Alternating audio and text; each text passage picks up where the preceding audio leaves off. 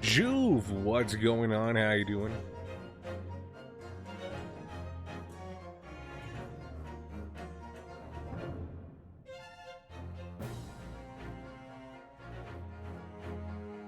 I'm gonna wait a little bit, let everybody get in here, and then we'll give the recap. Finally got a good artifact.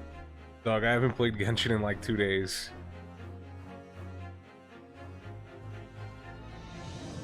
You saving the VODs for the previous cases? Always. For games that I really think are interesting, I'm gonna end up saving them. So for this game, I'm definitely gonna save the playthrough.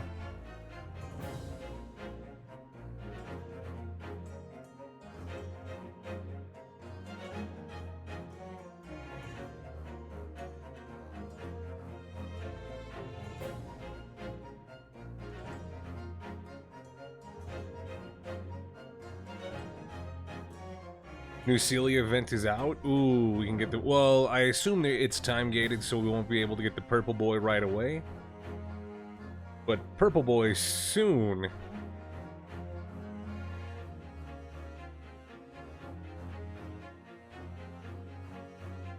Exalted, what's going on? How you doing? But yeah, I haven't logged into Genshin in a couple days, and I don't know if that's an issue. I've been doing a lot of 14 stuff. Yesterday we played Back for Blood. Thursday we did D&D. Last night I finally watched the second Lord of the Rings movie. Which, I don't know why, but my brain had auto-completed it to Lord of the Rings, the Twin Towers, for like every single time I read the name.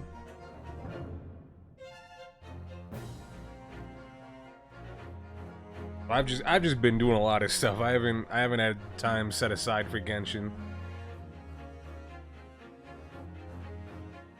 Because between all the streaming stuff that I've been trying to do, I've got like I said, I've been doing a lot of stuff in 14. I've been grinding out for my relic weapon. It's been a rough time.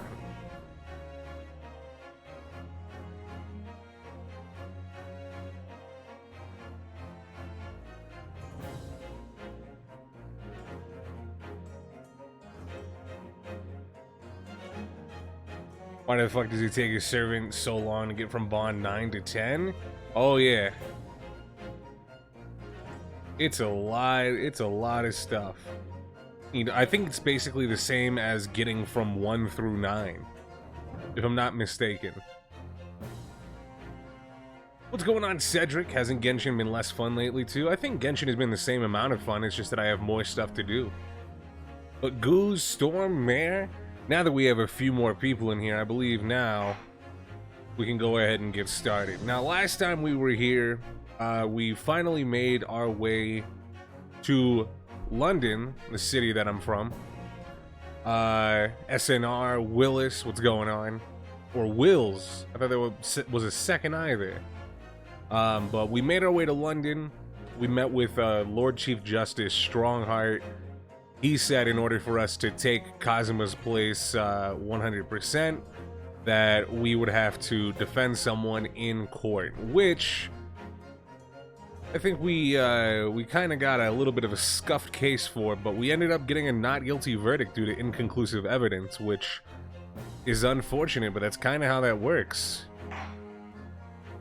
So now we are moving on to chapter 4, and at the start of the like intro to chapter 4, we saw one of the pieces of evidence, the scene of the crime, the omnibus in which the victim was allegedly stabbed to death in, was set on fire inside of the courthouse. So hopefully we can find out what the hell is going on there. I was told that this chapter is about just as long as chapter 3, so I hope it doesn't run super long. But Adventure of the Clouded Kokoro. I begin to think, Wilson, said Sholmes, turning his head languidly in my direction, that there is more to this case than that which we have observed. Indeed, that there may be another part to this story that we are yet to discover. His eyes wandered, following the steam rising from his cup of herbal tea, leading him to the distant memory of that snowy evening. To the young lady collapsed on the pavement along Briar Road, and to the knife in her back. Lit in the soft glow of gas lamps, a most extraordinary scene had been set. And under the cover of a light fog, the curtain had risen silently on the insoluble mystery of our invisible killer.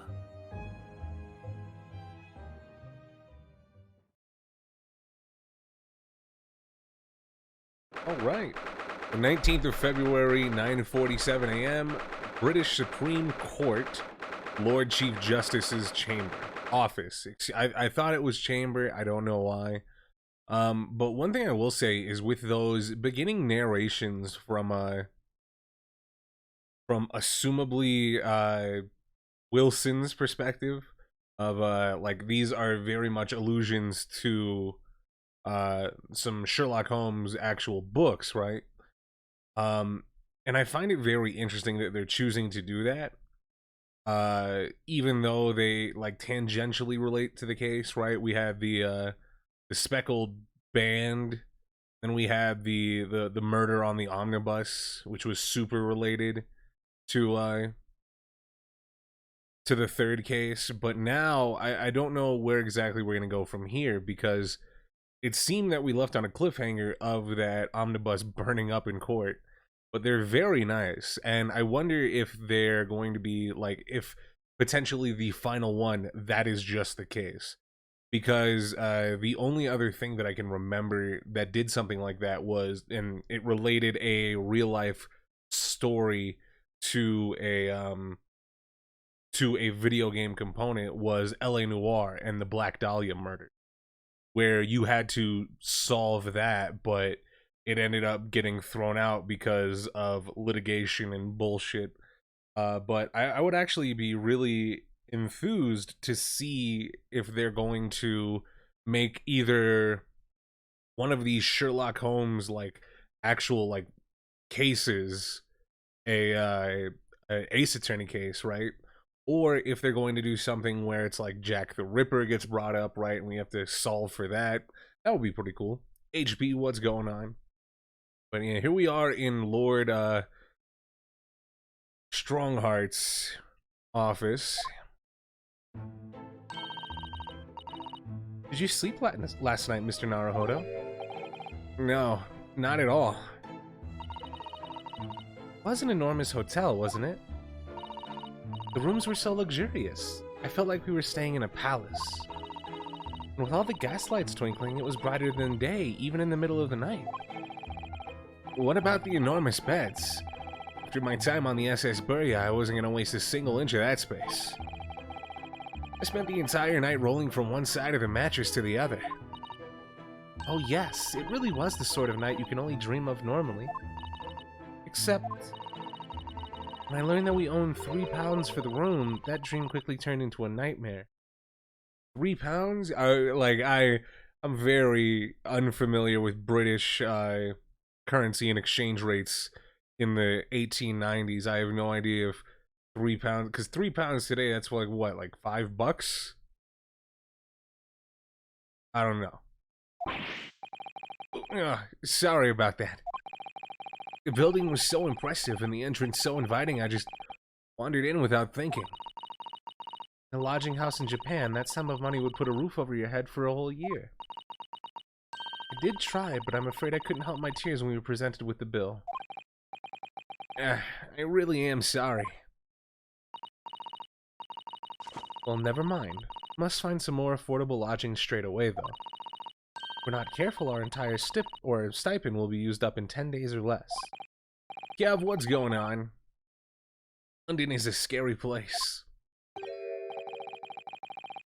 Good morning to you at this early hour. Oh, yes, well... Good morning to you, Lord Chief Justice. We have come to report the outcome of the trial at the Old Bailey yesterday. Sato is amazing. She doesn't bat an eyelid, even in the presence of the most imposing Lord Strongheart. Google says 3 pounds in the 1920s is about 139 now, which is 161 USD. Damn. Yes, I believe you had a very comprehensive initiation into your British courtroom practices. Oh, yes, it was very, eye-opening. Thank you. And, in accordance with your instructions, Lord Strongheart, Mr. Naruhodo performed his duty to the end. Yes, I've already been apprised of events. You conducted a remarkable defense. You may consider the test passed. Oh! No longer are you a student from the Empire of Japan. You may henceforth claim to be a fully fledged lawyer.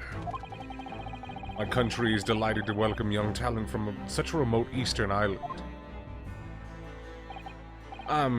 Thank you very much. So, I'm a lawyer now. Now, in view of your new appointment, I have a fresh case in mind for you. I'd like you to take it on at once. I trust that won't be a problem.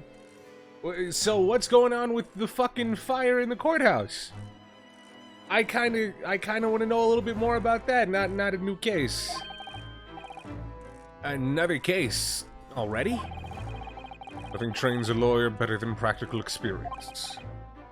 I'm sure that I don't sense dissatisfaction, do I? It's just that yesterday's trial ended, unusually. I haven't quite come to terms with it. What's to come to terms with? The man was cleared. What more were you hoping for?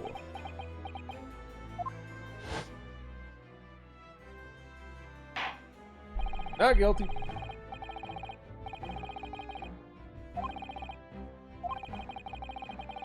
So I wonder if this case is going to mix together investigation and a trial. Because we haven't really gotten that yet. Chizzy, what's going on?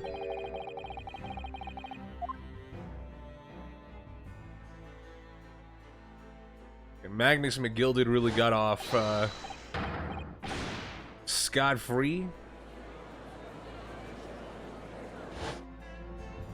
How you doing, bro? I just can't help wondering if Mr. McGilded really was innocent. Mr. Naruhodo, it's just that I never managed to ascertain the truth. And then the trial ended. Well, you needn't let it trouble you for a second longer. Sorry? What do you mean, Lord Strongheart? Magnus McGilded passed away, immediately following the trial. What? No. So that was him that was locked inside the omnibus. Bro, somebody exacted justice with the swiftness. Somebody saw him in the courtroom and said, I'm locking him in and I'm burning that bitch down. Welcome to the family, son. Free my guy Ryunosuke. Ayame back for the 10 months. Welcome back. Thank you very much for sticking with the family. As always, Ayame. And free my... He's free. He's just kind of confused. Pray for my man's Ryunosuke. Ain't nothing wrong with him. He's just a little dumb. What? Mr. McGilded is dead? I have 19 minutes and 41 seconds until my next engagement. Time enough to talk.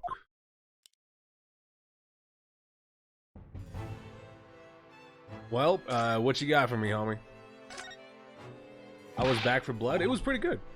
I think it's a decent spiritual successor to Left 4 Dead.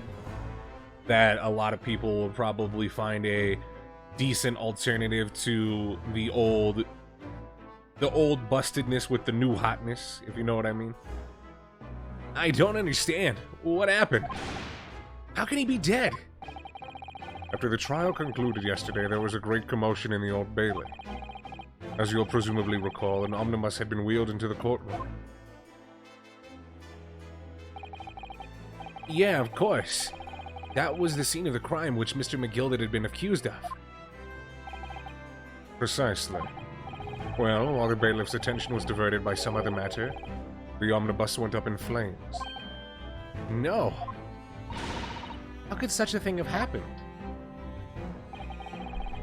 That is being investigated as we speak, but already. The police have identified a corpse found inside the charred shell of the carriage as that of Mr. McGilded. That's awful. The man must have slipped inside whilst the bailiff's attention was elsewhere. The bailiff really needs to pay more attention. And how could that have happened? That is also being investigated as we speak. Thinking back now, immediately after the trial, Mr. McGilded did mention going back into the courtroom to look at the omnibus.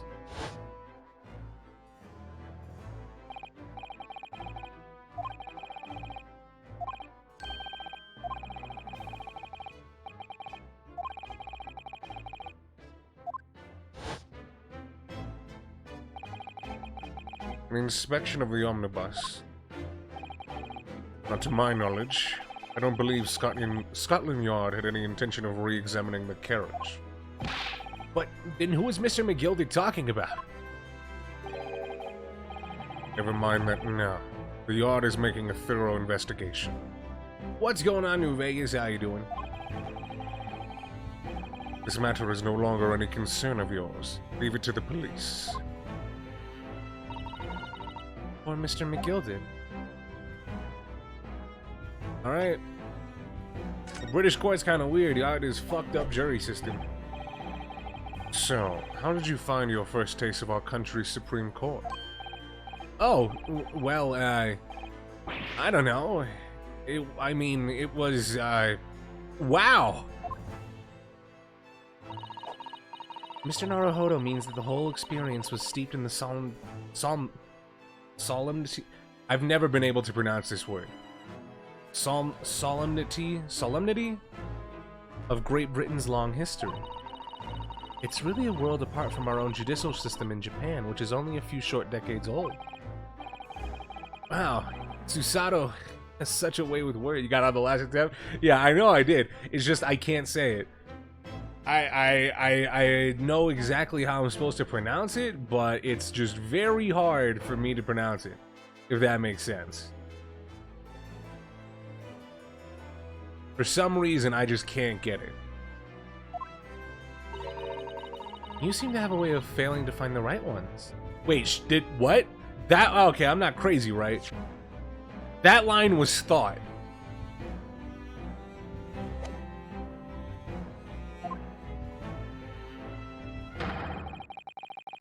The judicial system here is the most advanced in the world. Learn all you can. The most advanced in the world, is it?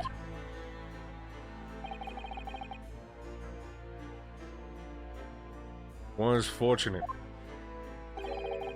that your very first trial was a simple affair. It wasn't that simple, to be honest. It was kind of fucked. Like it was pretty rough. Lord Strongheart, all things considered. Simple? That was simple. As I believe I mentioned yesterday morning, it was a trial you couldn't lose. I don't mean to be contrary, Lord Strongheart, but the case was anything but simple. Get used to it, that happens every time. There's been a couple instances where I thought it happened, but like I was like, maybe I misread and maybe Ryunosuke said it out loud. But there I distinctively saw that he thought that and fucking Susato just read his mind. circumstances of the case were so incriminating, I was stunned when I first heard them. In fact, I'm still finding it hard to believe that we managed to get a favorable verdict.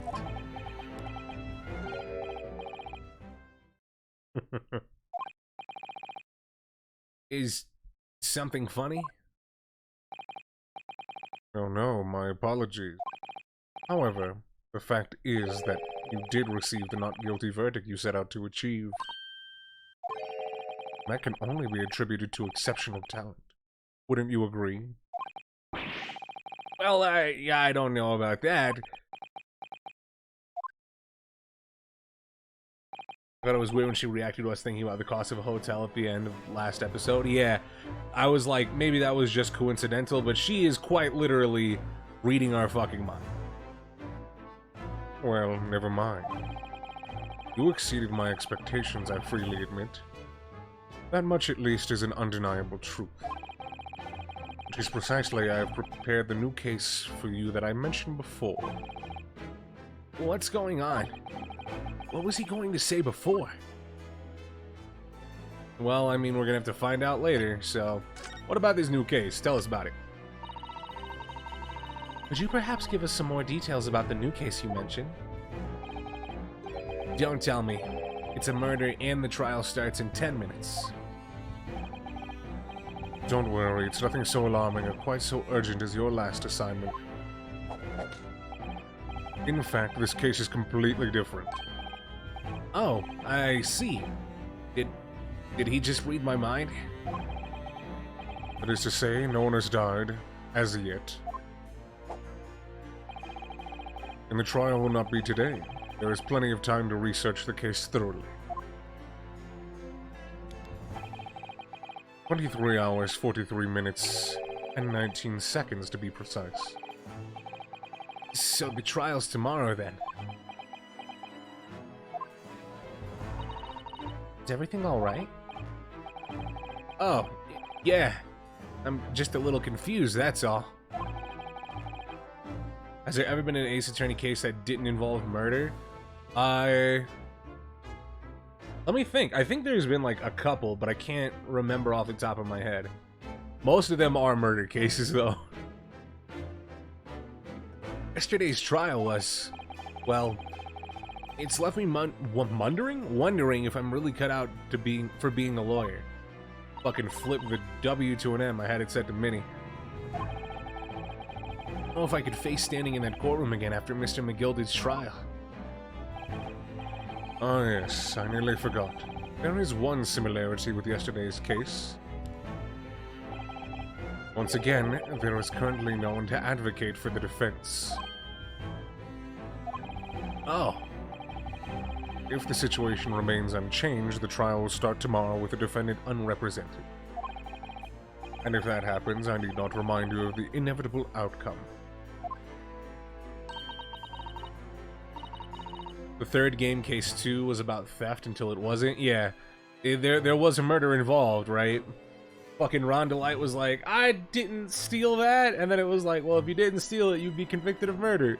Oh shit, wait a minute. The most terrible end awaits the defendant. Yes, that's right.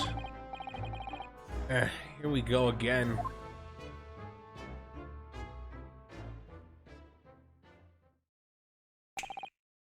Your time is up. You will have to excuse me. I would advise you to begin making preparations for tomorrow's trial.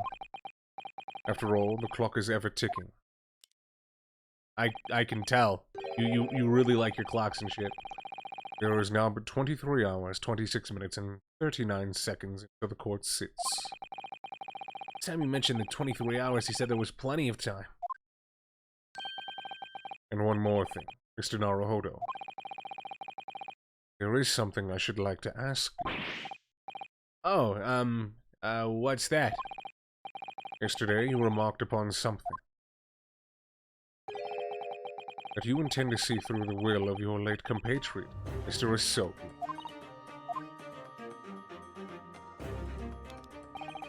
I would be interested to hear what exactly you mean by that. Inside 34 seconds.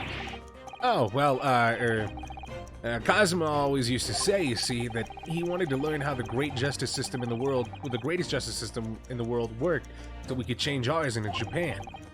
Now that he's gone, I'd like to work towards that myself. And there's another thing. Oh? Another thing? Continue. On the way here, on the steamship, he said something to me. Something very important. What exactly would that be? He never had a chance to tell me. I suppose he would have done... Oh, we're out of time. Well, thank you for an enlightening discussion. Mr. Naruhodo, what's all this about? Mr. Isogi never once mentioned anything of the sort to me. Well, sorry to break it to you, honey, he was gay. I urge you both to focus your attentions on the matter at hand. I've taken the liberty of summoning the police inspector in charge of the case. He'll be able to apprise you of the details. How long has he been there? So, I wish you the best of luck, and bid you farewell.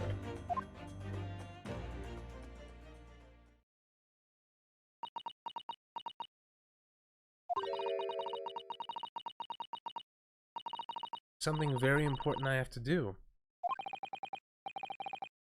Accidentally skipped that by scrolling. Oh boy. I wish I knew, but honestly, never told me. Anyway, better talk to the detective, don't you think? Yes, you're right. I hope I'm just imagining it, but I can say he looks pleased to see us at all. Does he got a thing of, excuse me, I was gonna say fries, but chips? Yo!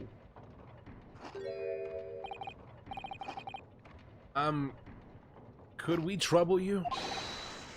What do you think?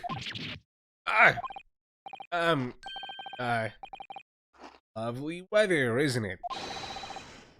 What's the weather got to do with anything? Listen to me, you young Japanese upstart.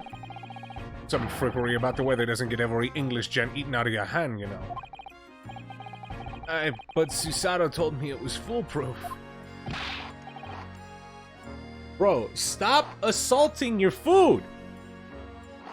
I'm a busy man, a very busy man. There's a crime scene to investigate, but I'm here having the likes of you talking to. Oh, I'm ever so sorry. Can you imagine what the other officers there will be saying? Haven't seen Gregson anywhere, have you? No, he's too busy with the bigwigs these days. All because of some bumpkin who's here on a jaunt from a country I've never even heard of. Hear that ripping sound? That's my reputation at the yard going to tatters. There's no need to rip us apart as well. I don't believe we've been introduced. This is Mr. Ryunosuke Naruhodo, fence lawyer. Eh? It's a pleasure to make your acquaintance. I'm Mr. Naruhodo's judicial assistant, Eh? It's lovely weather we're having today, isn't it? Is he just sexist towards guys?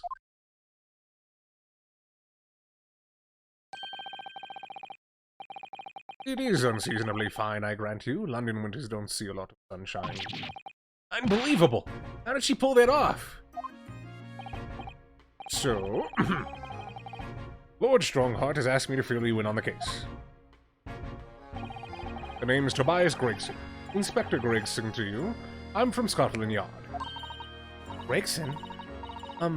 Inspector Gregson? Well, what's the matter with Susato? Does the detective name mean something to her? What's poppin', pimp? Inspector, are you perhaps the Inspector Gregson?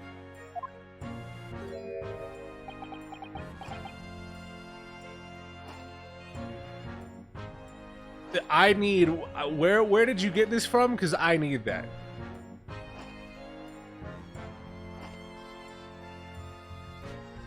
I need some type of food that just replenishes like this. This is like the never-ending chocolate bar. Tobias Gregson, rival of the great detective. Ah! Now I really hope... God damn it. I really hope Herlock shows up. Take a drink. You're acting like you know this man, Miss Susato, but he's a London detective. Oh, I do know him. Very well, in fact. Very well? Yes, he features prominently in The Adventures of Herlock Sholmes. Oh, in that publication. What's it called again? Ranced Magazine? That's right, Inspector Gregson and Mr. Sholmes enjoy a wonderful, friendly rivalry. Really? You rival the great Mr. Sholmes? It's incredible. Oh, well, I don't know about that. Mr. Sholmes isn't a professional like myself, of course, but he does come up with the goods from time to time. Mr. Sholmes is equally complimentary about you, Inspector, isn't he? You've earned his highest praise. Gregson is the pick of the bad lot, or a pick of a bad lot in all of the Scotland Yarders. Those were his own words. That's his highest praise? Well, Mr. Sholmes isn't particularly known for giving compliments, you see. That he is not. And thanks to that magazine, my name's known all over London town now. That's great, isn't it? I have to admit, to start, that I was a little, well, flattered by all the attention. Everyone wanted to shake my hand, and my reputation at the Yard went through the roof. Well, that's wonderful. No, it is not. There's nothing more sinister than the man on the street. People are always looking at me now. They're whispering rumors about me under their breath, I'm sure. Rumors? Are you quite sure? He's changed since he started appearing in those stories. The fame's gone to his head. Stuff like that. Gosh, do you really think people are saying such mean-spirited things about you? Like I said, they whisper, so I can't catch exactly what they're saying. But I know what folk are like. I'm sure that's what they're saying. As sure as eggs is egg. What the fuck does that okay, hold on. Gotta look this up now.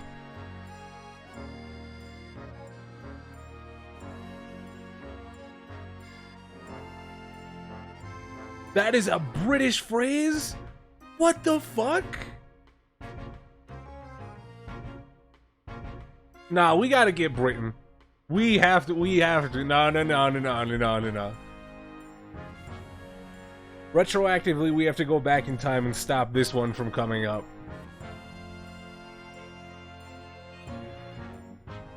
That's ridiculous. I get the feeling this detective could be very hard work. Dear, perhaps the sudden rise to fame does change people. Alright, tell us about the case, Mr. Gregson. So, about the case that the Lord Chief Justice mentioned before.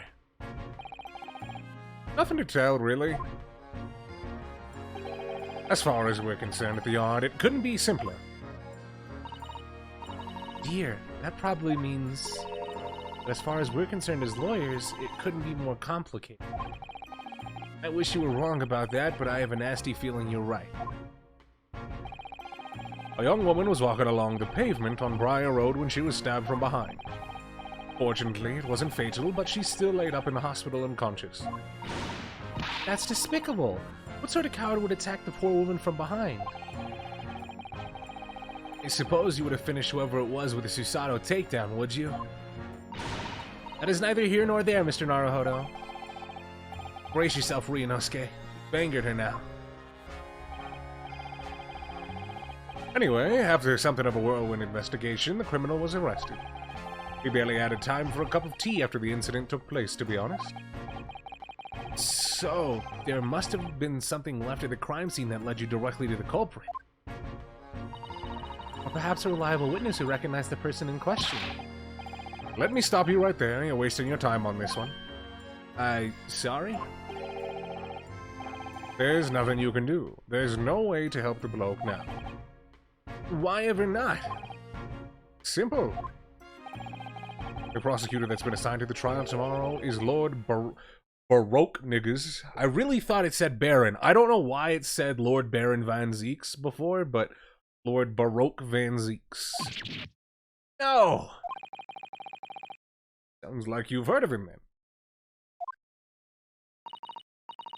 Yes, we're familiar with Lord Van Zeeks, excuse me. Believed to be the harbinger of death itself. The Reaper of the Bailey.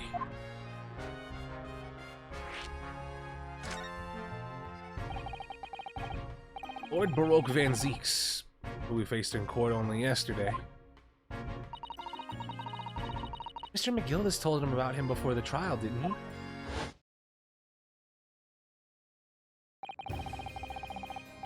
When Van Zeek stands for the prosecution, they call the accused his sacrificial lambs. And in every single trial in which he's been the prosecutor, the accused has been damned. This Reaper of the Bailey nickname, I suppose he's earned that because every defendant he advocates against is found guilty. Is that it? Well, if that's the case, we should inform you, Inspector, that in yesterday's trial against Lord Van Zeeks, Mr. Naruhodo's secured a verdict of not guilty. Please be surprised. Damn it!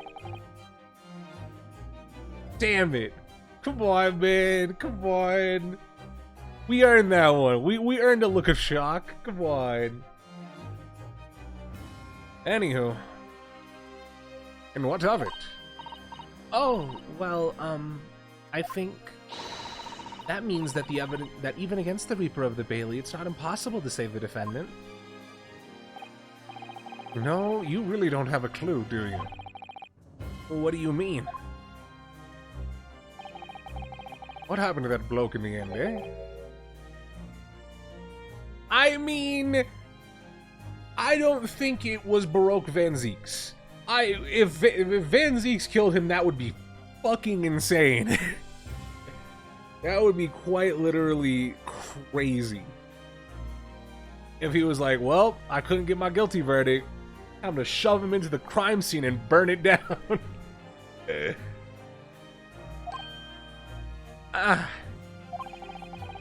Magnus McGilded came a cropper in that omnibus when it went up in flames.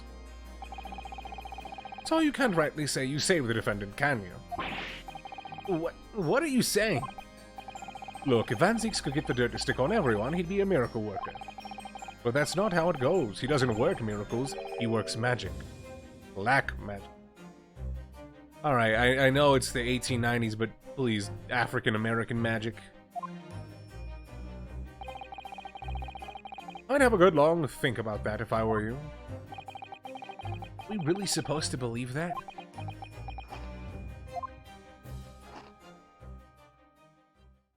Dog, I could go for some fish and chips now. God damn it. Right, well, I fill you in as requested, and I'm very nearly out of chips. So I'll be heading back to the crime scene now. We're still carrying out a few investigations there. It was Briar Road, you said, where the incident took place. I mean, yeah. That's correct, ma'am. If you head over to the holding cells, you can meet the criminal himself. You've branded him a criminal already? He's as good as... Shaking like a leaf in his cell, he is. It'll give you a chuckle if nothing else. He's inmate 53. Speak to the jailer and he'll show you the way. Inmate 53. Thank you.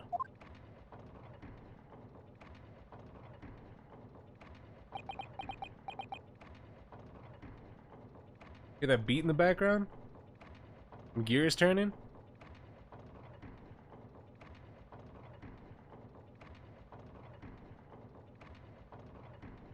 Okay.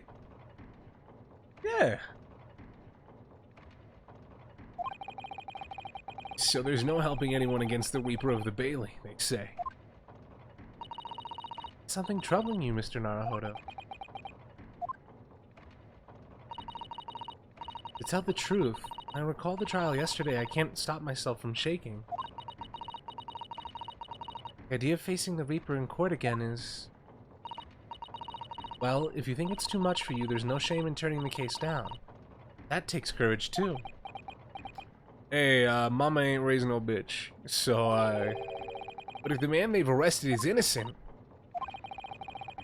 you could well imagine he would be shaking like a leaf in his cell. I, for one, wouldn't find the sight of that funny. So, if I'm honest, I'm still reeling from the shock of yesterday's events myself. I'm really not sure if I'll be able to help this man, whoever he is. I'd like to try, so I think I'm gonna make some enquiries. Will you help? I really think you had to ask. After all, I am your judicial assistant. Thank you. So then, shall we?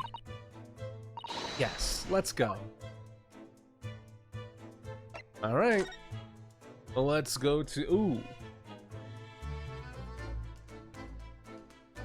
Let's go talk to the man. Oh, visiting is permitted at certain times, so I wonder if we're going to be turned away right now until we visit. 19th of February, local prison, cell 9. So these are British prison cells. They're ghastly. It feels just like a dungeon. And having experienced it in Japan myself, I can assure you that our wooden cells feel a lot cozier than these cold stone walls. Oh, don't, Mr. Naruhodo. You're making it seem worse. Apparently, our client is in this cell here. It's so dark at the back there, I can't make him out. What he's like. Inmate 53, your legal representative is here to see you. Stop hiding at the back of the cell and show your face at once. Am I a cat as yet with no name? Call me by a number. It's utterly unbelievable, unjustly unreasonable. I refuse to answer. No. No, right? Like, that's... No, right?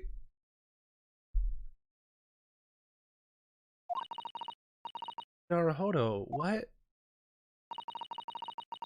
Think is going on here? Oh, I thought they were leading him to be leading it up to be Herlock. I have no idea, but I wasn't just hearing things, was I? That tirade of complaints was in Japanese. Oh.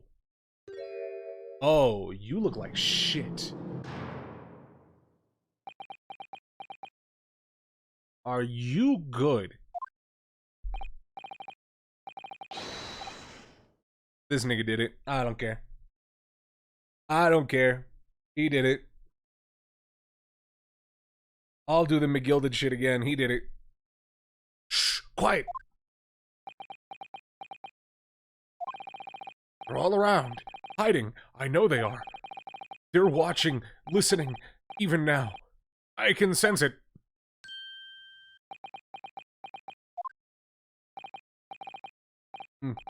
Right. So, could I... There you are! You've come to curse me, haven't you? Don't try to hide it. You're a ghost.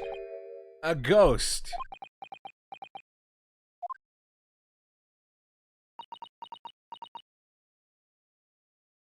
Exactly. Mean you no harm, prisoner. Are... Japanese by any chance? Hit him with the honorific. You have to know that we're Japanese now. Or just huge weebs. This is... beyond my wildest dreams.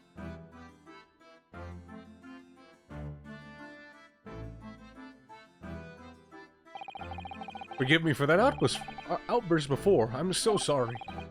Oh, it's fine. We were just a little surprised, that's all. Imagine it! It's been 12 long months since I left my hometown, and here I am, in a frightful fix of a foreign land. So hearing the sweet sentimental tones of a compatriot's voice here in this damp, dark hellhole was a... most monumentally moving movement! He did it. I don't care. I don't care what it is. You could tell me this guy kicked a puppy on his way to this jail cell, and I believe you.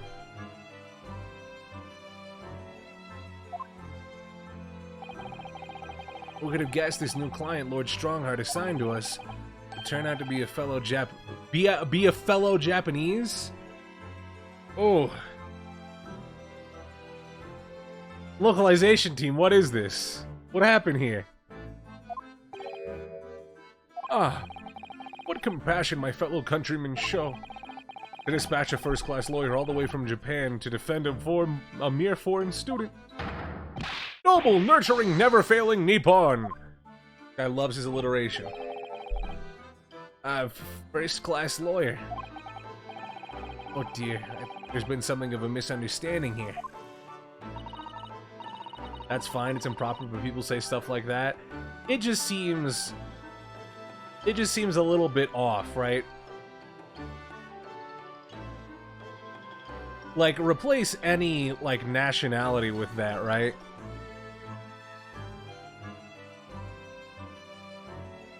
Like a fellow Greek, right? That doesn't sound so great.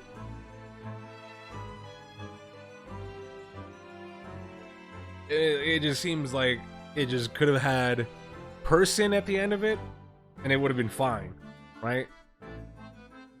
I wonder, would you be so kind as to tell us what happened? I've been detained as a suspect, for example. Yes, I can. I will. Shan't stay sullen and silent. He's guilty. I don't care what it is. I'm not quite sure I understand what he means, but he seems happy. Yes, he does. I just hope he actually has a good reason to be. Thank you for your cooperation. I am a lawyer, as you said. My name is Ryunosuke Naruhodo. I am Naruhodo's judicial assistant, Susato Mikotoba. I am a visiting student sent here by our government.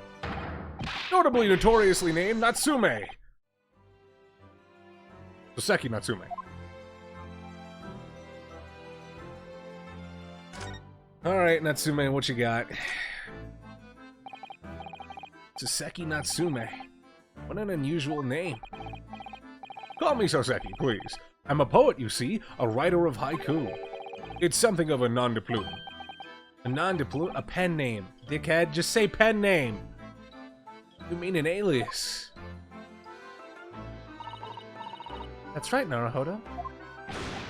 No! Don't be prosaic. I'm much more refined than that. And haiku? That really reminds me of home. I hear you say that you were a visiting student sent here by our government. Yes, that's right. A year ago, I was told to go and study English. First, I had to suffer that misery, and now this! It's beyond the pale. Suffer that misery? Did you not want to study here? No, I mean, I've had an interest in Great Britain for some years, of course. Oh. What? Just because the government tells you to do something doesn't mean you can do it? No. That's the truth. He was on the 1,000 yen bill until, I believe, quite recently. Are you serious? Damn. What do you mean? If they told me to study English literature, that I could have understood. That's my field. But no, they told me to study the English language. Utterly, unbelievably, unjustly unreasonable. I see. Only the other day, I was told to send a report about my first year here. I tendered a blank piece of paper. Wise words of Juan Whitewashi! Must be a man of great standing. Oh, yes. So I'm often told. Often like to be told, it seems. Alright, so what about this murder accusation? Or assault/murder accusation? Could you perhaps tell us exactly why you've been arrested, Soseki? I didn't do it. I didn't commit that atrocious murder. Murder? Oh, no. It's alright. The woman didn't actually die, did she? But she was stabbed with a knife right before my eyes. Before your eyes? You mean you saw the attacker? Don't say no. You motherfucker, don't say no. God damn it! I didn't see anyone. What? If I'd seen the person who did it, do you think I'd be locked up in here? Dear, it seems this case is becoming rather complicated. Why me? Why me? Why did that silly woman have to be stabbed in front of me? It's the curse of London. It's incredibly, inexcusably, irritatingly inconvenient. So Soseki was there at the scene, but he didn't see the attacker.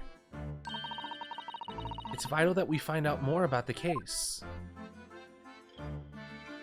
Alright, tell us everything you know. It was an accursed evening just after the snow had started to clear and heavy with fog. I'd been to the bookshop to buy some books, and I was on my way back to my accursed lodging.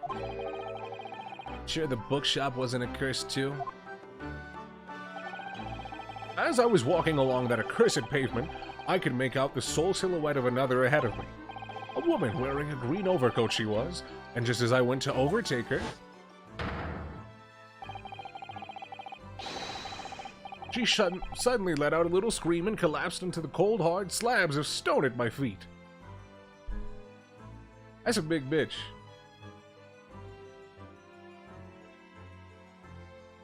I can't really ascertain anything from this other than the 3 books, but unknown at the current moment. What terrible. I called out to the woman, but she didn't move. It was like a ghostly, ghoulish, grim graveyard. Slight exaggeration there, perhaps. I was terrified. I had to get away from there. So I ran as fast as my legs would carry me back to my accursed lodgings. That's not good. They'll say it was shameful, I know, to run away like that.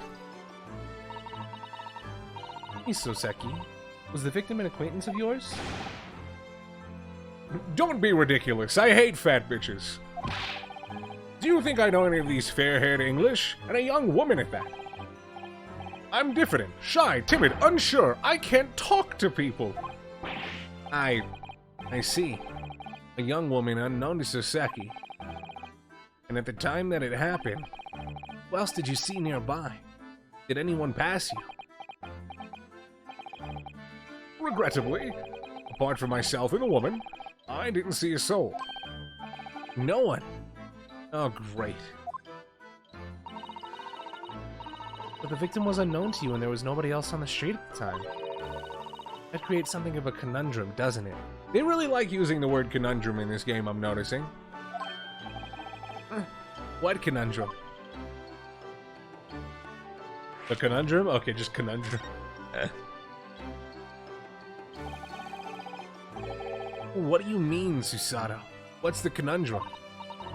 Well, if what Soseki has told us is true, then there's something I can't explain. He says that he didn't know the victim and that there was no one else there at the scene. Then he apparently fled without having been seen. I did! But if that's the case, then how did you get fucking arrested? Surely this man has to be the culprit. You! What did you... I didn't say anything. Is he just stupid? Is Burinosuke just stupid? Did he just say his thoughts out loud? I know a lot of people like that. I do that sometimes where I just think and then whatever I'm thinking just comes out of my mouth. But he's done it so frequently at this point. Nothing. I didn't say anything. Well, perhaps I thought that a little loudly. Actually, that's not what was troubling me. What I was thinking was, how did Soseki actually come to be arrested? Sorry? No, Ryunosuke is just facially expressive. Dog, it's literally like whatever he thinks just appears on his forehead in size 48 font. He didn't touch the victim and there was nobody at the scene to see him. So how did the police ever discover that he was there in the first place? Oh yeah, she's right.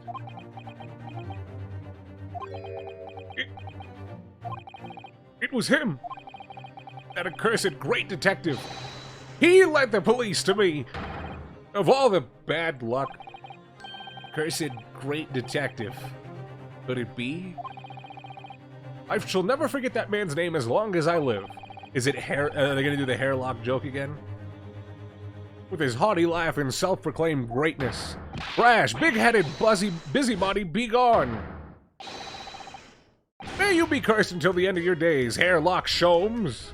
There you go. I knew it.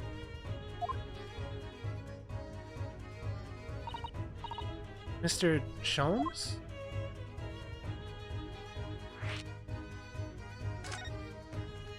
According to one of the side stories, Cosmus says that Ryunosuke does speak his thoughts out loud quite frequently. Oh yeah, we do have those side stories. I guess we'll check that out after we're done with the first game. Hopefully we have enough.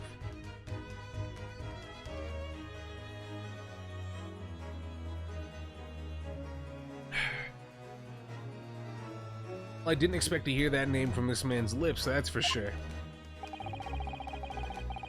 It was the morning after that nightmare that had unfolded on the pavement before me. I was gnawing on a sliver of hard cheese when some men suddenly burst in through the door. They started shouting at me, "This is the police! Put the weapon down!" Yes, it was thin silver and it was hard, but I wasn't eating a weapon. Been a while since I got at it. Romper back for the 9 months! Thank you very much for sticking with the family with the big Prime Gaming. Appreciate it as always, brother, and it looks like those ads are gonna go away for you right now. Welcome back, though. Thank you very much. It was a thin sliver, and yes, it was hard, but I wasn't eating a weapon. Disgusting dietary discrimination devils! You clearly had a trying morning yesterday. And there he was, in the middle of all the policemen, grinning like a Cheshire cat. That Hairlock Sholmes! It's actually just Hairlock Sholmes. He's English. I've since found out that he's a famous name in detection here in London. Yes, the great detective is really very well known. And his overly sharp mind managed to deduce my whereabouts, apparently. He thinks I'm the knife-wielding madman. Me, this weak, stooped kitten of a man.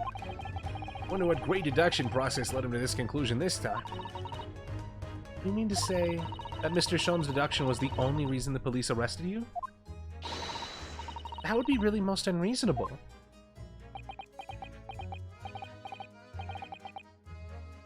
Cough it up. What else is there? I was thrown into a panic when they barged their way in. Of course you were. That's only natural. I was terrified and trembling, and they kept throwing question after question at me. In impossible English! Fiendish foreign film flammery! Flimflammery. Damn. That's... I haven't heard flim-flam used in a long-ass time. Well, we are in England. You can't really blame them for questioning you in English. Good point, good point. But my mind went blank. I knew I had to answer, but I didn't know what to say. So I just kept repeating things like, yes, I do, and I'm fine. Next thing I knew, I was in manacles. And before I knew, I was thrown in here. Dear, I'm afraid that's hardly surprising. I'm fine? He's not Apollo Justice.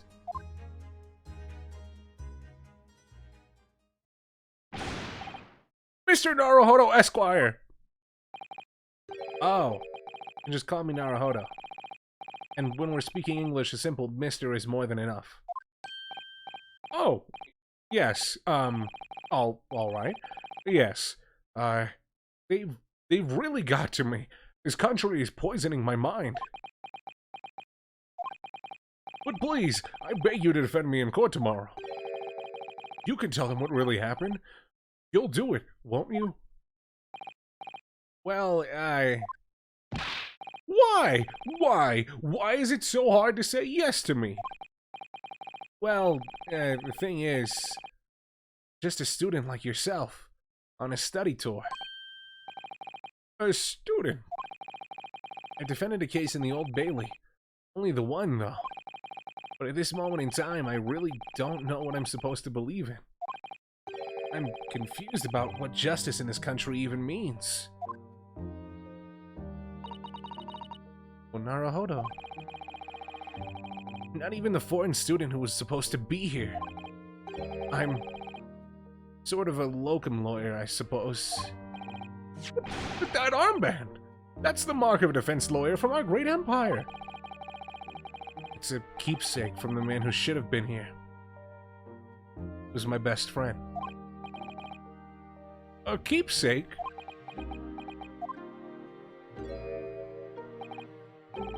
I know exactly what they're saying about me. Oh, who do you mean? The lawyers. All the British defense lawyers. They won't defend me. Goodness, why do you say that? For the same reason as you noted before. When it happened, there was only the victim and myself around, and I ran away from the scene of the crime. I'm not a fool. I know it looks as though I must be the culprit. Must be very hard for you, Soseki. And anyway, I'm a student from overseas. I'm just a foreign nobody to them. Someone not to be trusted. The way your eye is twitching makes me not trust you. That's, I got that very much straight away. I heard them openly laughing about me before, in my earshot, without any compunction at all. Any trial for this man would be a waste of time, they said. And of course the foreigner did it. That's racism. Take a shot. Take a shot. Ah, we're doing it. They even had the gall to say the man doesn't understand half of what's being said anyway. That's awful. They're wrong.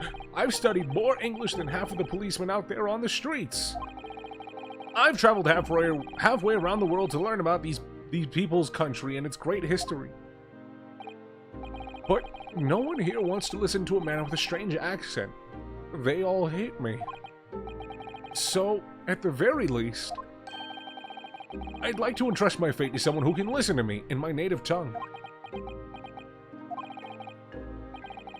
You could do it, wouldn't you? When I look into your eyes, I can see it. I can see what you've been through. Soseki, it's just that.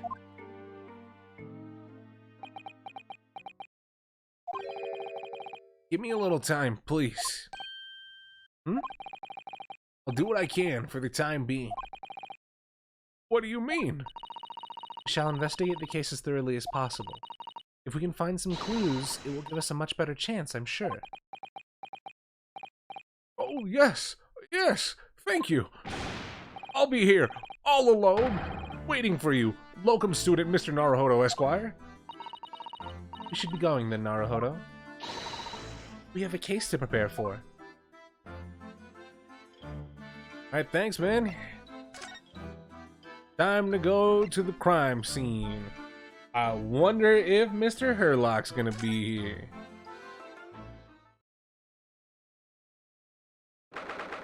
"19th of February, Briar Road. That bike is fucked.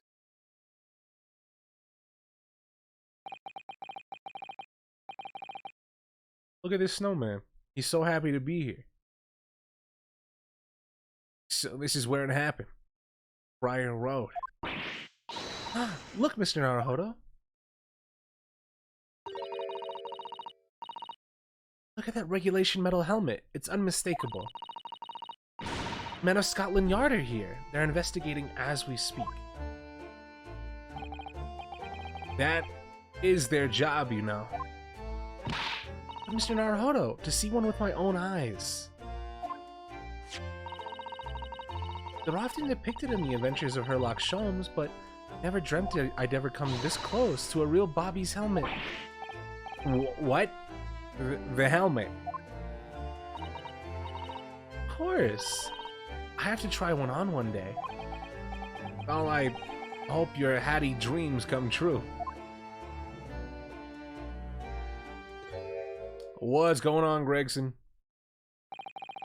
What's the Japanese delegation doing here? Oh! A love this song. Because it has like a couple, those are French fries, those are chips. Good sir, we're in England. And that's a piece of fish to accompany it. Inspector Gregson. This isn't on the tourist trail, as I'm fairly sure you're well aware. Yes, of course. We're here to investigate. So you've been to the holding cells then? What do you make of the criminal?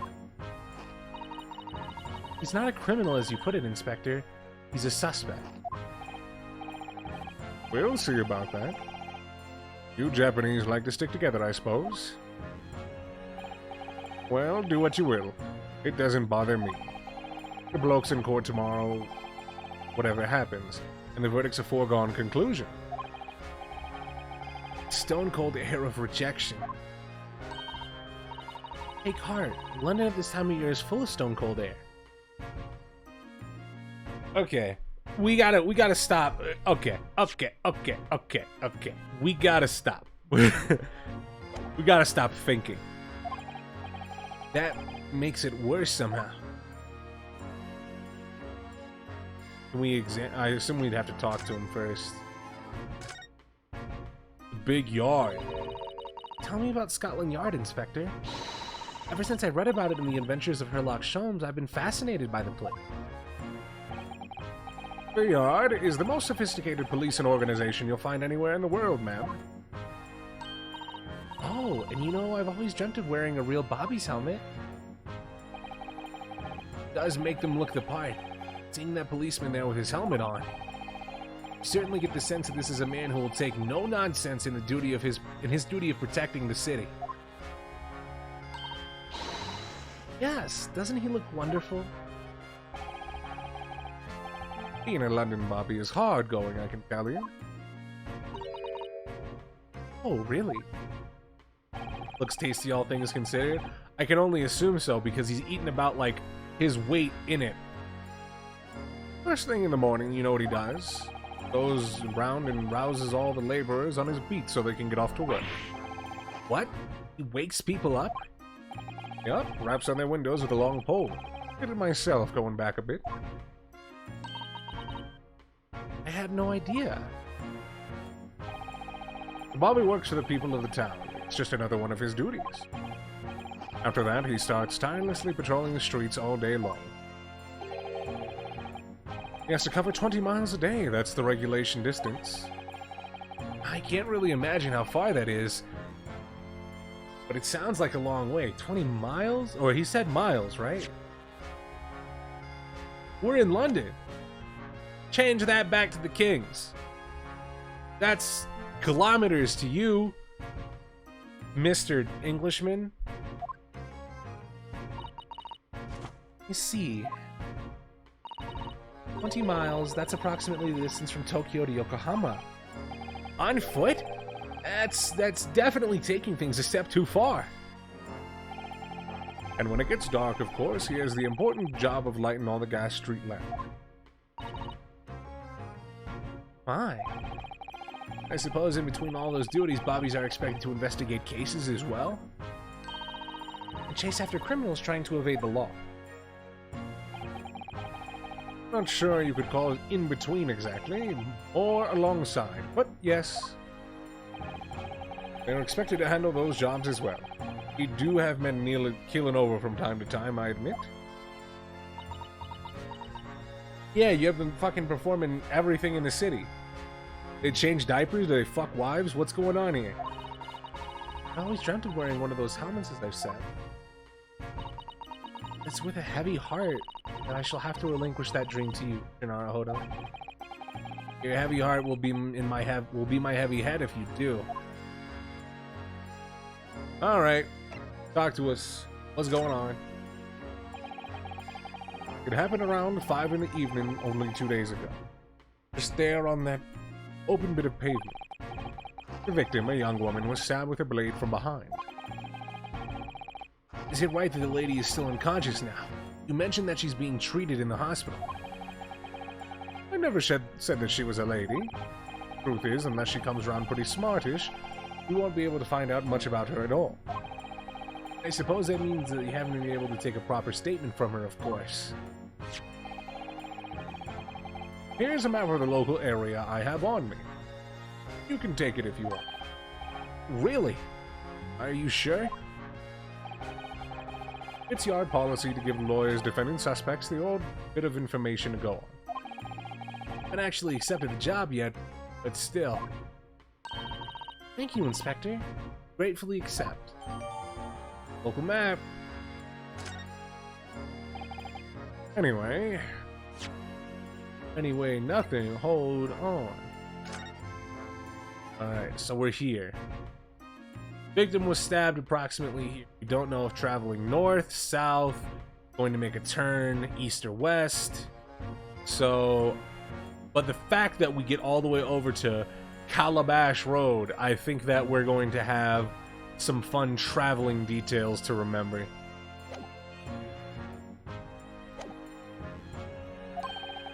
As far as we know, there was no one else on the scene other than the victim and your fellow countrymen. So who did it, do you think? Not much of a head-scratcher, is it?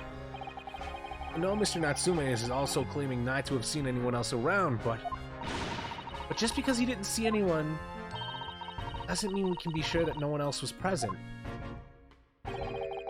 Sorry to have to tell you, but we most certainly can be sure. How?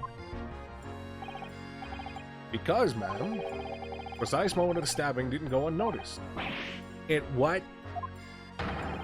We have two very reliable witnesses, no less. It was a typical foggy London day, and your client obviously didn't see them. Yeah, we're witnesses now. And talk to me about him. Who are these witnesses, Inspector? A fellow and his wife. And the man's one of the most reliable and respected citizens in all of London. He's a copper from Scotland Yard. Ah. A policeman. It might change things. This policeman just happened to be there at the exact moment when the woman was attacked? Nothing peculiar about that, ma'am. Part and parcel of being a bobby. Catching them banging the act and all that. Do you think it might be possible for us to ask that policeman a few questions? Be my guest. You can ask him what you like. In court tomorrow. Oh. I have no doubt he'll be summoned as a witness.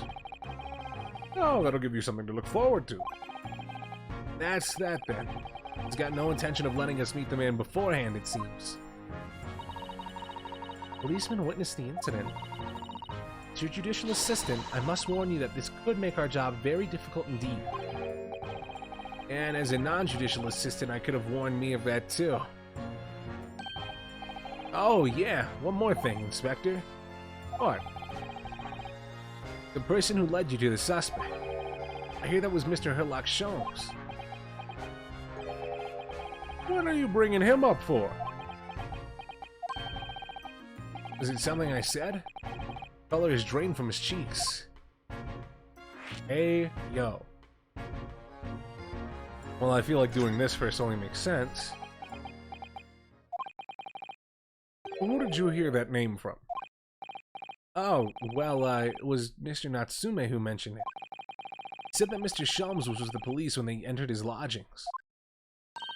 I'm sure it was the result of one of Mr. Sholmes' great inspirational great deduction. Fiddle faddle! The man's an amateur, and I'm getting sick and tired of him showing his mug everywhere. Oh. I don't know where he gets his information from, but he turns up at the scene of a crime, wanders around spouting incomprehensible rubbish, and before you know it, he claims to have solved the case.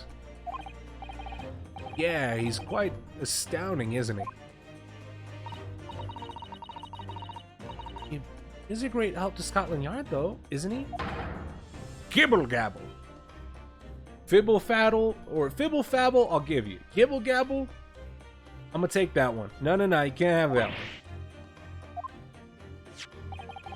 Ever seen this before? Oh, yeah. It's Rance Magazine. A wonderful publication in which the adventures of Herlock Sholmes appears. Yes, well, that wonderful publication, as you put it, sees fit to include several of the Yard detectives in its stories. And if the so-called great detective makes a mockery of all of us. If you ask anyone at the Yard, it's a misadventure to be included in any Sherlock Holmes... Motherfucker, take another shot. Sherlock Holmes' tale at all. Well, I suppose that is an element of... There is an element of that. We work our socks off, every one of us, only to be frumped by the public thanks to that obnoxious detective. That man's as dangerous to us at Scotland Yard as he is to all of our criminals. Can't really be true, can it, Inspector? Clearly the great detective and the police have a complex relationship. Like Batman, the Gotham police. Alright.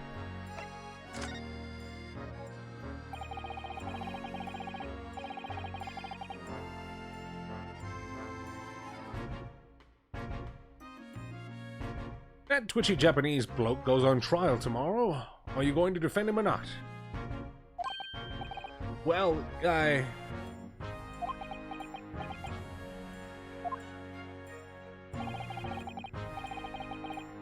makes no difference to me, but I will just say this. No London lawyer worth his salt would touch that case with a barge pole.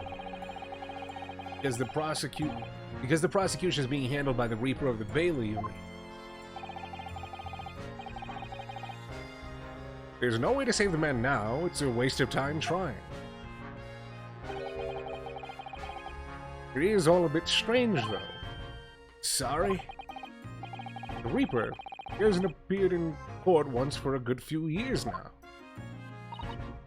Yes, we did hear something to that effect. And the only people he usually bothers with are the real scum.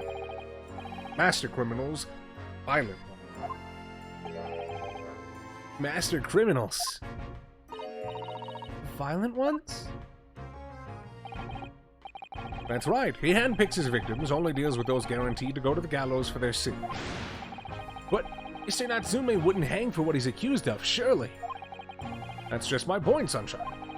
Yes, the young woman was stabbed, but if it didn't kill her, couldn't even say the intent was there. Though this isn't the sort of case I'd be expecting the Reaper want to sink his teeth into, for lack of a better phrase. Well, it's not exactly a minor infraction, is it? No, there's got to be more to it. Some reason he's taken an interest.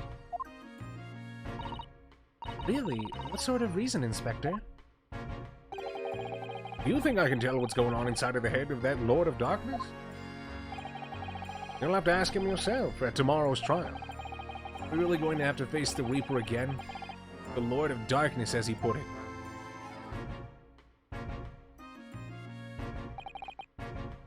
Well, I don't think we're going to get any more useful information out of the detective. Mr. Naruhodo, can I make a suggestion? Oh, yeah, what is it? Seems to me that we must speak with him about this. By him, do you mean Mr. Sholmes? What's going on, Kyoro? Yes, Mr. Sherlock Sholmes. Exactly. Look at those shining eyes. You can't wait, can you? Well, Mr. Natsume did blame Mr. Sholmes for all this, didn't he? Yes, he did. He really did. Which makes him an involved party in the case. Are you just going to ignore that? I hope not. I assure you, it's not simply my selfish desire to meet with Mr. Sholmes again. The trouble is, you have no idea of the man's address even, so how? It's Baker Street. Okay, first of all, calm down. How do you know that? It's in the stories, of course. 221B Baker Street, the most famous address in the world. Oh, I see. Well, there's nothing stopping us from going, I suppose. Better try to fire Wayne there before Susato gets any more excited and unpredictable. Summon a carriage. So we're going to have a reunion already. Great detective, Mr. Sherlock Sholmes.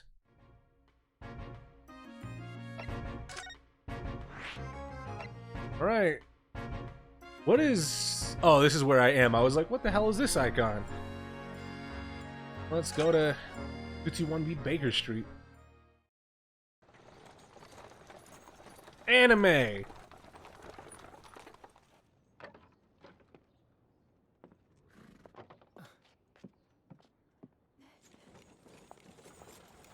Thank you very much. It's just up there overlooking the street.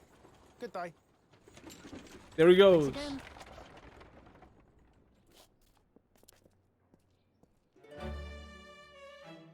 This is it. The residence of Mr. Herlock Sholmes.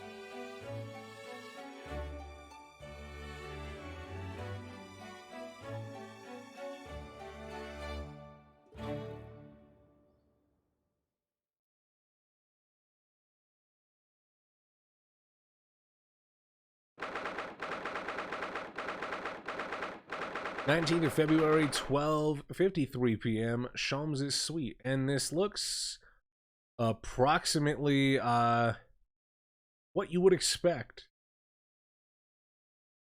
from the man. So this is where the great detective makes his living. It feels surreal to be here somehow.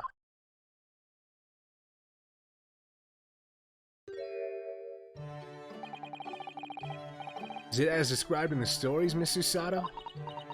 How did we just get in here, though? Like, what happened? How did we just walk in? Susato. Many famous cases have been solved here in this very room. Oh, I suppose they must have been, yes. Never read this story, so it's hard to get quite as excited about it as she seems to be. The detective chases the villain relentlessly as he disappears into the fog down an unlit London street. Oh, the thrill of it, the romanticism. Can't you feel your heart thumping in your chest? Can't you, Mr. Naruhodo? I suppose I can, yeah. So, if you don't mind, I'll just stay in here and soak up the atmosphere for a while longer. Just don't mind me. She's obsessed.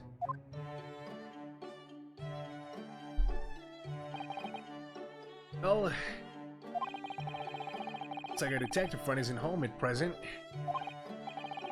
Excuse me, is anyone home? Oh, we have a visitor. Ah, there we go.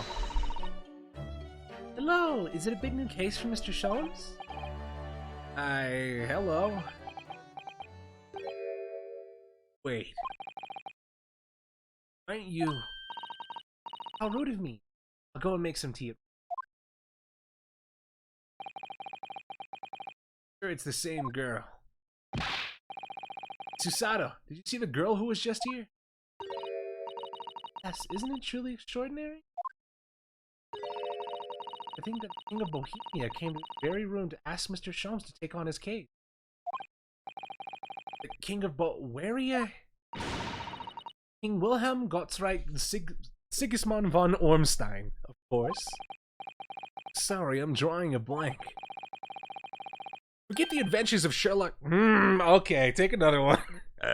What is that, shot 4? Forget the adventures of Sherlock Sholmes for a moment and look over there.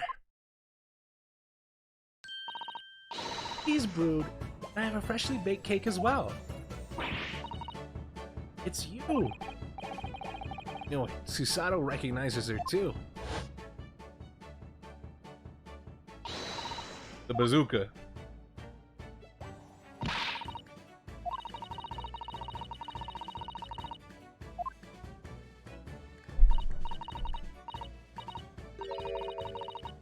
This is your theme? Okay.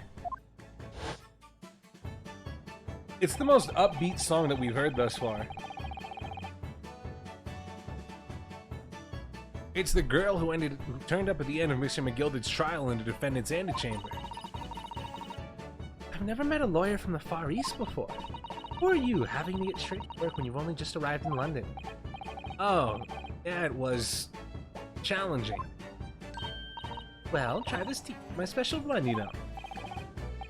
Thank you. supposed to look that color? My, what a fragrant yet mellow flavor. Hooray! It's a winner! I tried blending different leaves designed to alleviate fatigue, you see. You must be exhausted after your long voyage here, and you have another ticklish trial tomorrow. How did you know that? Oh, and you're to defend a Japanese man. I do wish you lots and lots of luck. Aye.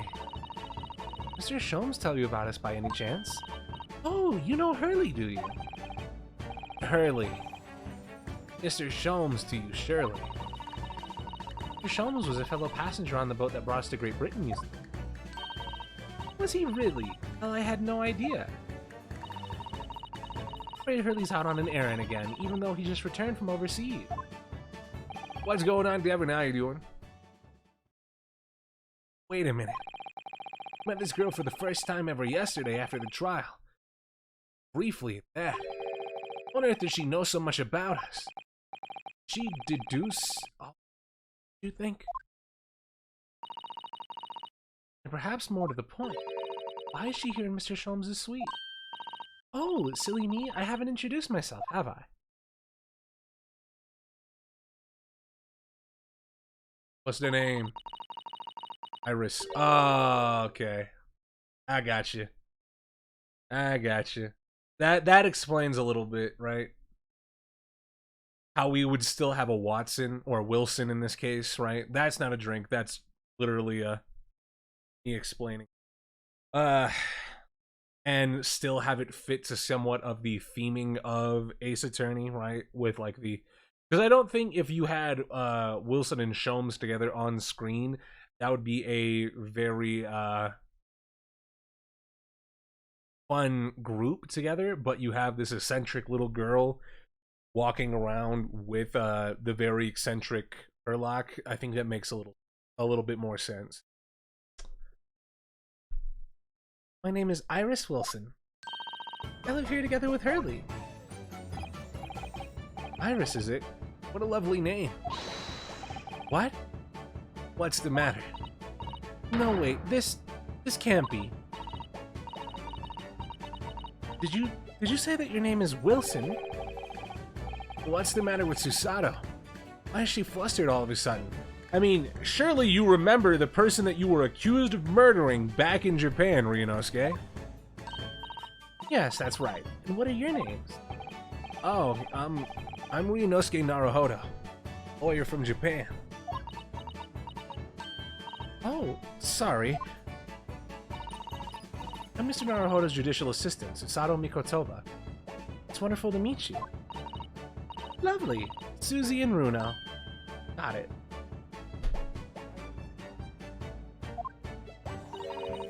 Susie? And Runo. There's more to this girl than meets the eye. There's so many questions for her.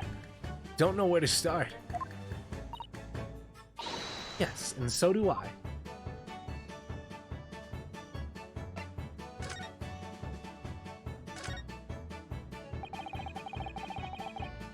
It was you that we ran into yesterday, wasn't it? At the Old Bailey. Yes, that's right. You were ever so helpful. Thank you so much. Oh no, not at all. Sorry we couldn't have been more welcoming. Though at the time we did have a rather large gun pointed at us.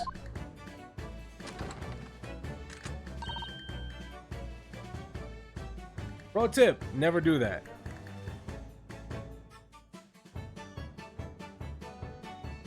Just don't point that at anybody, actually. I don't see why you would need to point that at anyone.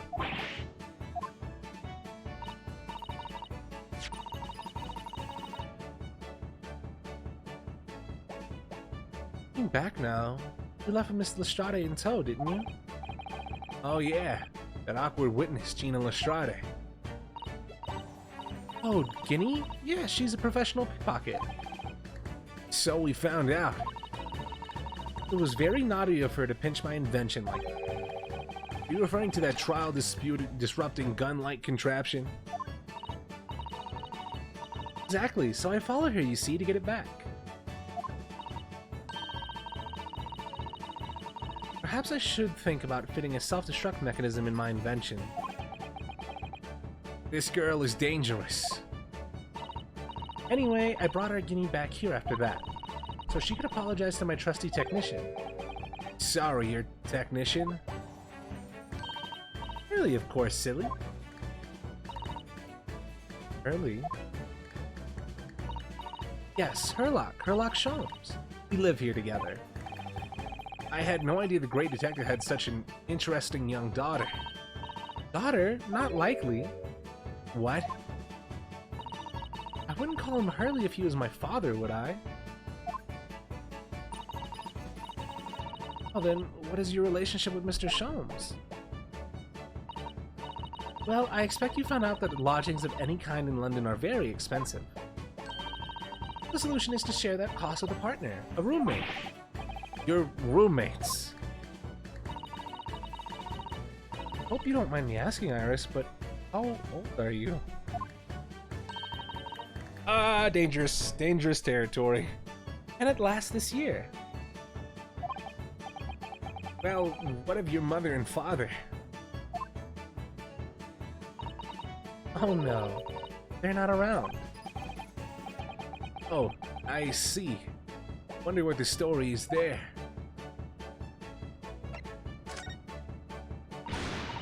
Oh yes, there's something I must ask you. Of course. Go ahead, Susie. I'm a very great fan of the adventures of Herlock Sholmes and... Oh, you have a copy of Rance magazine! Yes, I read every issue. It's delivered all the way to Japan on a ship. Oh, this is so exciting! My stories are being read on the other side of the world. My stories? That's right, Hurley is always solving such amazing cases. And he tells me all about them. They really are quite fascinating. It'd be such a shame if I was the only one who ever heard them, don't you think? Goodness! Last night, he was telling me about a new case he just solved on a steamship traveling from a faraway land. Well, I was just in the middle of typing up the manuscript for the next issue before you came. Can we read it real quick? So you are the author? Yes, I'll let you in on a secret if you like. I'm going to call this latest adventure the Speckled Band. The Speckled Band. It's certainly very familiar. Come on, Ryunosuke! Of course, I always change one or two details in the stories, here and there. This time I had the idea of making a venomous snake be all the cause of trouble, or the cause of all the trouble. Oh! It was Mr. Sholmes' first thought as well, actually. Yes, and of course I know that a snake might not be a credible fit for the facts of the case exactly, but it's a story. Some poetic license is justified to make it more thrilling, I think. Don't you? So, do you mean to say... Are the stories about Mr. Sholmes that are published in Rance magazine all written by me? Yes, on my wonderful and very modern typewriter. But all the stories I've ever read are written by a doctor of medicine, Dr. John H. Wilson. Dotto's getting more and more worked up. Ah, yes, that's me. I mean, my name really is Wilson. But what about the doctor of medicine part? Well, true too. I am a doctor of medicine. No! 10 years old? At 10 years old? Well, that's quite incredible. But... Dr. Wilson was an English gentleman. Yes. I did alter the setting slightly for the stories to be more compelling. Oh. Sounds a little strange, doesn't it? Great detective with a 10-year-old girl in tow. Suppose it does, yes. With this, I really hope that the animated intro for Chapter 5 replaces the drawing of Wilson/Watson that we've seen with a drawing of Iris. I think that would be pretty funny. Susato. Like she has her whole... She looks like she just had her whole world falling apart. Broken apart, falling apart, one of the two. About before. Yes, yes. What's on your mind, Runo? Do tell me. How did you know? I was a lawyer and we just arrived in London, I mean, you got a big band on your arm for that one. Oh, and that we have a difficult trial tomorrow. How did you know all of that? Oh, that's what you mean. Please, tell us how you did it. Explain every detail. Please say elementary, please. Of course, I'd be delighted, although there's really no mystery. Now, let's begin. Iris Wilson is proud to present her Logic and Reasoning Spectacular.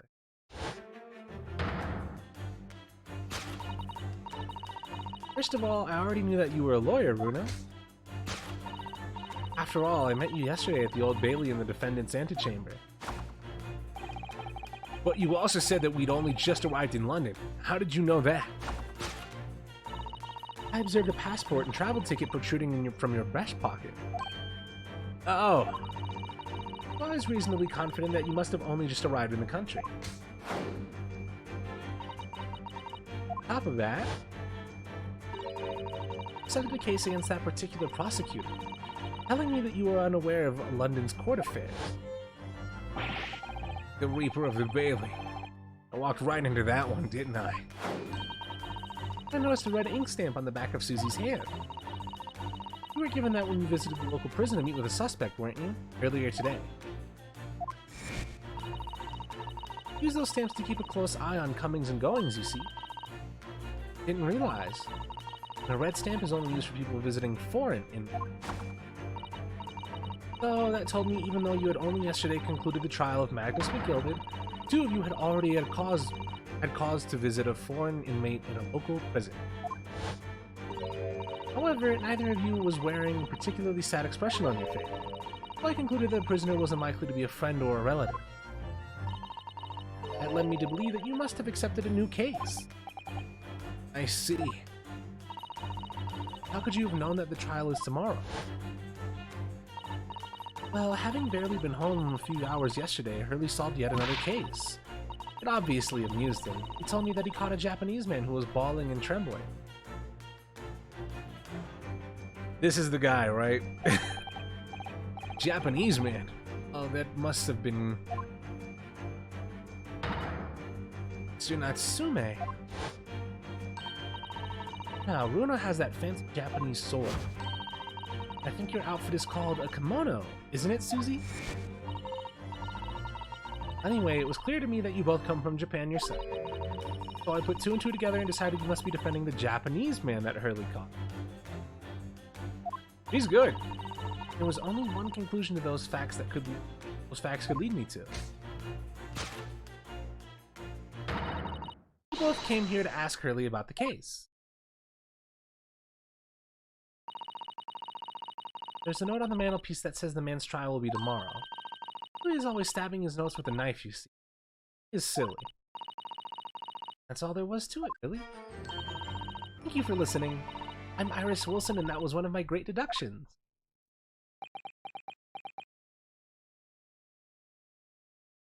They're really don't call him Runo. Call him Ryunosuke. She calls him. You don't have to call him Runo too.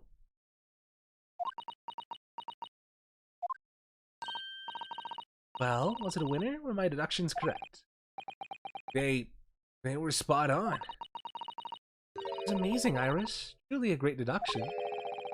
You managed this certain something of Mr. Sholmes' delivery. Oh, well, I was just copying Hurley's style for that. This is really very good news. You tell us all about the case involving the Japanese man. You will, won't you, Iris? Please? Oh, please. I stumbled on typing Ryunosuke and just said, fuck it. Okay, that's fair. So yesterday, Mr. Sholmes apprehended a Japanese man, you were saying? Yes. Hurley had just arrived back in London after his sea voyage, but the police were waiting for him at the railway station to take him directly to the crime scene. The great detective is a popular man, it seems.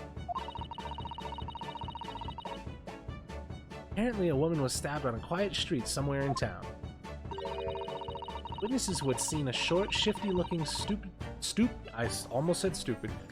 man running away from the scene. Short, shifty-looking, stooped man? Mr. Natsume, beyond any doubt. Seki said that he didn't see anybody else on the street after all. Seems there were some witnesses after all. Hurley used his great detective powers to determine the man's address. It was a lodging room very nearby. He went directly to there with the police, and what did they find? A short, shifty-looking, stooped man shivering in fear. Mr. Shum's great deduction certainly hit the mark that time. Of course it did. He's a great detective. Calm down, Susato. Still, that means the incident occurred only 2 days ago. Surely tomorrow is too soon for the trial, isn't it? Definitely. We have no time to investigate properly. Hurley says that London is rife with crime. Oh. Scotland Yard is doing its best, but they can't stay on top of it, apparently.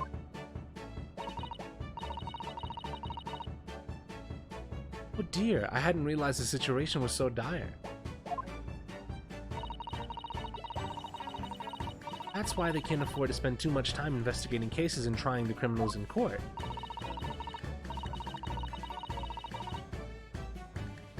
Staff and money are both short. Crimes are usually pinned on the first suspicious person. It's terrible.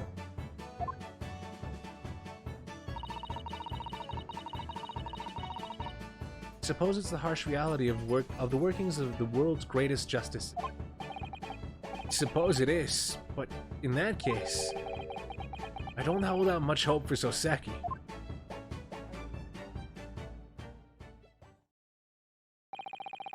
Thank you for answering so many of our questions. This has been very informative. Oh, you're most welcome. I had so much fun. You happen to know where Mr. Sholmes is at the moment? As you guessed, we'd like to ask him some questions about the case as well. Well, but Hurley is still investigating this of the case involving Mr. Natsume, you mean? Yes, Mr. Natsume? Hurley said he was going to the man's lodgings. If you leave now, you'll probably catch him there. Iris, do you know where those lodgings are? I imagine the police are still investigating the scene of the crime themselves, aren't they? Did you happen to come across a detective by the name of Gregson while you were there? Yes, we know Inspector Gregson. Ah, goody. In that case, give Gregsy this for me, would you? With that, I'm sure he'll tell you what you want to know. What is this? 5-shilling piece in a postcard, it seems. You already know what I'm about to do. Oh, never mind. Tell the gentleman in black whatever he wants to know. I trust that there won't be a problem. Gosh, this will make the inspector help us, will it? Thank you, Iris. Well, give it a try.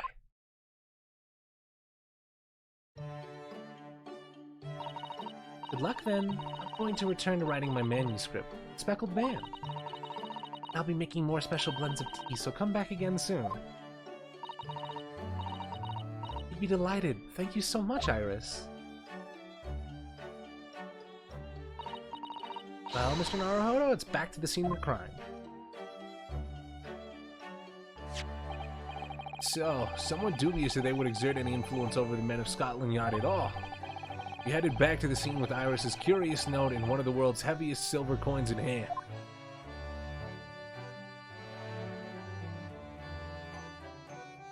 Oh, really? I didn't expect one this soon.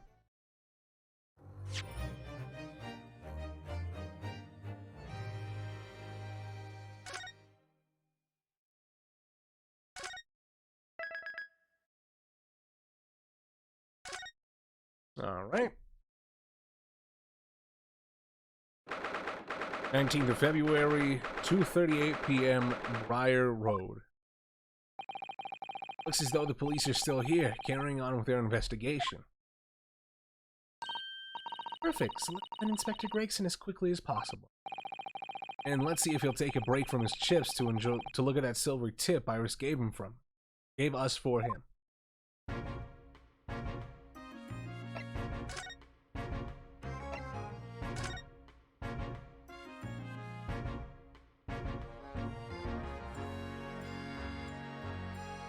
And 1844 on the coin? Damn.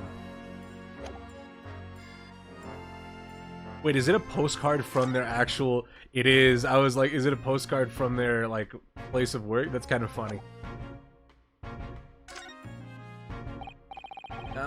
Inspector Gregson, do you have a moment? Sorry to say I don't. I'm a very busy man. Much too busy to talk to a pair of foreign gadabouts, that's for sure. We have these for you. Present from Miss Iris Wilson. What? From me? From her ladyship? Her ladyship? Give that here, at once! Come on, hand it over, that's for me. Don't wait for me to give it to you, will you? What was that coin exactly? The silver crown, obviously, but it's a lot more than that. It's, well, it's an appearance fee, that's what it is. Appearance fee? Oh, I see. I mean... That's right, for the adventures of Sherlock Holmes. The ladyship always offers me a little financial reward for featuring me. Every time. Yes, of course. I know all about your exploits, Inspector. I read them avidly. Of course. They're using my name without my say-so does make me the butt of a lot of unpleasant jokes, but still. Sorry, Inspector. It must be difficult for you. Never you mind that. So, what do you want to know then, eh? Sorry? Tell the gentleman in black whatever he wants to know. I trust that won't be a problem. It says... Well, it's obviously not a problem. Go on, fire away. What do you want to know? Well, if you wouldn't mind, Inspector, we'd very much like to know the address of Mr. Natsume's lodgings. Ah, there lives a knife-wielding, mustache Japanese fellow. He lives in a right old hovel. It's just over there. Look. With the broken bike. On the first floor of that house on the corner where that wrecked bicycle's propped up. It's nearby indeed. If I remember rightly, the landlord is Mr. John Garadeb. Okay. Right, well, if you see her again, make sure you give her ladyship my regards, you hear? I mean it, you tell her that Gregson sends his very best wishes. Don't worry, Inspector. We will. Goodbye for now, then. And long live her ladyship. He's a fan. Well, at least he told us what we wanted to know before he left. Yes, so then shall we go see what we find in Mr. Natsume's lodgings? Definitely.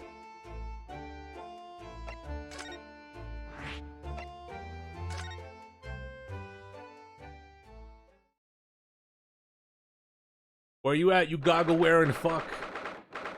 19th of February, Mr. Natsume's lodgings. Why is their address?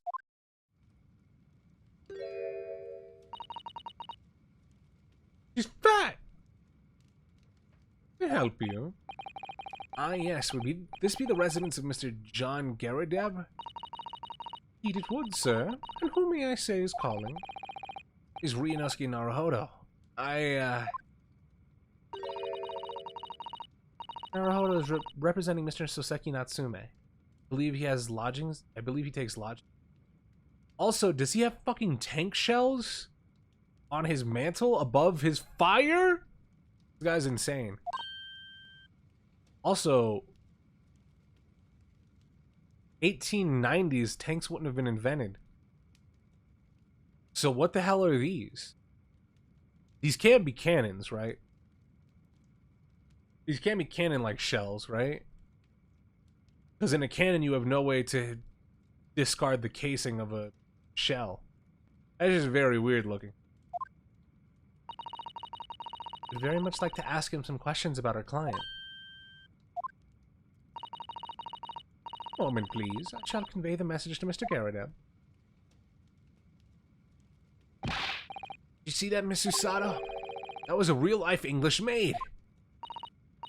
I know. As I understand it, anyone of standing in English society employs a number of household staff. It was the first time I've ever seen one in the flesh. Oh, this day keeps getting better. It certainly feels like we've arrived now, doesn't it? Need only to meet a butler and the experience will be complete. Oh, you know who would be sick to see the ancestor of? That I don't know if it's going to be in this game, but I would love to see him. I would love to see the ancestor of Shelly the Killer. That would be fucking dope. Not sure if I'd go that far, but stand the sentiment. Thank you for waiting. The Garadeb will see you now.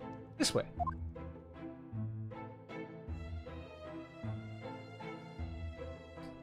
Hey,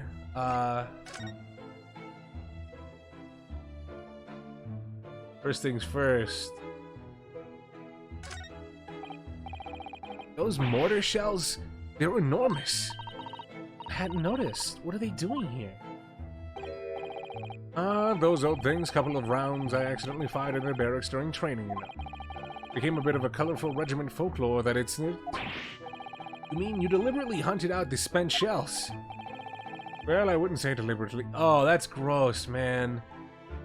Ugh. Ugh. You're only scrap iron, after all. Usually just thrown away, I believe. But you never know when things might come up useful, do you? Useful for what, exactly? Sun and Moon? Yeah, she's got the big round shit here, and he's got the... Yeah. Yes, well... Joan here did manage to knock one of the bally things on my foot the other day while she was dusting. Oh no. I hadn't shed a tear since 1969 before that, you know. Maybe reconsider throwing them away. Also... Oh, he's not here. But let's... His stuff is like really in disarray. Looks like a Medal of Honor, and it's showcased on a very grand banner. It's displayed with some pride, I would say, although it bothers me that it's not straight. What, that old thing? Sorry. I should be glad to see the back of it. The general would turn in his grave if I disposed of it. And war's the best place for it. It keeps the bally thing out of my way. So it's just been polished to shine by accident, I suppose. Appears to be an inscription on the medal itself. Look. See, as for distinguished participation. Sounds like the kind of honors even I could be in line for. Well, one doesn't like to blow one's own trumpet, but I was given that for my time in my time in the army. Can't measure an officer by the number of medals to his name, of course. Common knowledge in military circles. Though he's not so much of stolen valor as he is exaggerated valor, I'm thinking. Uniform looks fairly ancient, doesn't it? It's clearly been well looked after, though. That old thing? Huh, not much better than rags, really. Oh? Or that ceremonial garb at my retirement bash, you know. But I'm not one for dwelling on the past, me. I've gladly thrown it out, but you know how it is. Anyway, it doesn't hurt to have the odd piece of memorabilia lying about, does it? Oh, I see. We should leave the past in the past. The fact that nothing on the walls is straight disturbs me. The fact that we have this shit over here, what the fuck ever happened? We'll get to that sooner or later, though. Why do you have a whole fucking cannon in here? A full-size cannon. What's it doing in here? Oh my. It's real. I thought it might be a replica. That old thing? Bah, it's a little more than a toy. Sorry, what? The army was selling it off when I retired, so I decided to give it a new home. Never know when the enemy might attack next. Jolly useful to have a cannon about the house. Really? Isn't it overkill? Well, Ryunosuke, you're going to be introduced to a very fun fact of mine that I find myself saying more often than not. No matter how much you think about it, there is no such thing as too much overkill. So that's about right. I mean, he's dead. He can't be more dead than dead. Be prepared, I always say. You never know what this twisted world is going to throw at you next, boy. Do you think there may be trouble brewing, Mr. Garrett? Always is. Take Joan here. Never fails to have a clean apron in reserve. Dries them over the barrel, you see. They dry very well on the cannon there, Joan tells me, which is rather proves my point, I feel. It's really been reduced to a drying rack. No wonder the huge cannon looks like it's hanging its head in shame. Picture of you. Portrait of Mr. Garrett is glaring at me, I swear. Have you noticed that all the little framed photographic prints of Mr. Garrett as well? Yes, and there seems to be a statue of a lion on the mantelpiece as well. Ah, yes. Seemed to come back from a local pawnbroker with that little trinket. Seemed to come back? What do you mean? The chap who runs the place is a Barley wizard. Went in to sell him something and came out with that thing. In the point of fact, now that I think about it, I rather often find myself leaving the place with something I don't need. The lion ornament certainly does seem to surplus the requirements. Susato doesn't pull her punches. Or her throws, for that matter. Alright. What's this? Investigated thoroughly, but I can't find anything out of place. What do you mean? Guess it was a little bit too low? Look at that enormous screen. It must have been put up there deliberately, surely. Certainly seems like someone's trying to hide something from view. But the window. Maybe behind it, I wonder. I'm going to have a very quick look. Just a little peek. Ahem, ahem. Let's not, Miss Susato. The maid is going to head us off with a cup of tea. Alright. Look. Wonderful collection of cakes lined up on that gleaming silver cake stand. Lined up? It looks more like someone has half demolished them to me.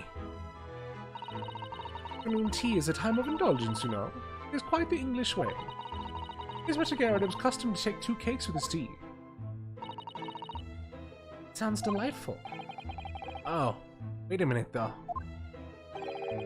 There are at least 10 cakes on this cake stand. Well, naturally, and it would never do to waste the leftovers. What if Mr. Garrett doesn't eat? I say to myself, Joan, you shall have to tidy up. I can tell. You tidying up a lot of them cakes. How magnanimous of you. Candelabra missing 1 candle? Candle holder looks a little bit out of place here, wouldn't you say? Hey, you're right. Clearly supposed to be gold, but it's almost completely black for some reason. Yes, that old thing, yes. It's just a cheap piece of ironmongery. Gimcrack, really. Oh. Used it when I was studying, don't you know? For my commission. I know it's old, hardly worth hanging on to, really, but, well, still has its uses sometime. So he's just a hoarder. Everything in his room have some elaborate story behind it? Memories, Mr. Naruhodo. Memories. Now, who has been breaking the, I get keeping the rest of this stuff, right? But why have you been keeping this? Look at this crockery on display here. Rather unusual, isn't it? Hey, a genuine London dresser. Isn't it delightful? The shelves seem to be broken, and the crockery is... Oh dear, it's in pieces. It really is. The word crack wouldn't do that chinaware justice. Ah, I wonder. Perhaps the cannon was fired at it. you wouldn't be seeing pieces like that. Probably something like that. Let's not delve too deeply here. Oh, really? That's all? He didn't have anything to say about these? Alright. Have we investigated everything? Window looks out over Briar Road where the young woman was attacked. Yeah, I can make out the policeman on the far side of the road investigating the crime scene. Glass is rather murky, isn't it? You can't see very clearly. Thing open it all, I wonder? I shouldn't underestimate the bitterness of a London winter, sir. Sorry? As soon as you open that window, the tea will freeze in the pot. No Londoner would go opening the windows at dusk in the middle of winter, I assure you. It seems very unlikely that these two would have seen anything of the incident then. And I guess we have the common knowledge now that most people would not open their window, so if an open window comes up in the trial, then we'll know some things are up. As you have a pile of books here, Mr. Garadeb. You enjoy reading? Never experienced a London winter, boy. The nights are long. No better way to pass the time than in front of the fire with a jolly good book. Oh, there's a copy of France magazine here, I see. No doubt Mr. Garadeb enjoys the adventure of Sherlock Sholmes, too. The great detective has a great many followers, it would seem. And I believe that is everything. Except for him himself. Thought we would be able to investigate this. Cannon. Don't have to look at the military say. Like, the worst part about all this shit is the fucking saber, it could go on this hook right here, it just hasn't. For whatever reason. To keep everything askew.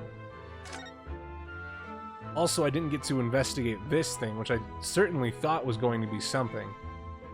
But I assume it has to do with the fact that the carpet is all fucked up right here. So I'll just have to keep that in mind. Hopefully the maid will leave sometime later and I'll be able to look at that. But, with that said, Mr. Garadeb himself. Good day to you. John Garadeb at your service. Pleased to meet you, sir. This is Ryunosuke Naruhodo. He's a defense lawyer. Do excuse me not getting up. Took a shot to the knee a few years back in the Battle of Maiwan, don't you know? Earned a medal for my pains, but had to withdraw from service. Handed over the reins to an up-and-comings. So he's a retired soldier. It's a hell of a job getting up and down stairs now, I can tell you. Don't get out much, as you can imagine. Quite a climb up here to the second floor, is it? I was panning at the top of the stairs. Really must take more exercise, Mr. Naruhodo. How do you think so? Mr. Garadeb, no doubt you were very courageous to earn yourself a medal. Oh, it was nothing. The medal is just a folderol, really. Wouldn't like to offend the general, though, so I grudgingly display it on the wall. Why don't you fetch it down, Joe, and let the good people see it properly? Joan, fetch the... Dash it all, woman, be careful! Oh, dearie me, I do beg your pardon, sir. Jolly nearly took the skin off my hands. Shall be more careful, sir. So, anyway, there you have it, living the quiet life now. Yes, I see. Now then, I hear you want to know about the chap lodging downstairs, is that right? Yes, we'd be very grateful if you could answer some questions for us. Only too pleased, naturally, especially if it helps keep the peace here in the Blighty. We forged an alliance with the Empire of Japan recently, as I'm sure you're aware. So this case is very much in the public eye, as it were. Oh, is it?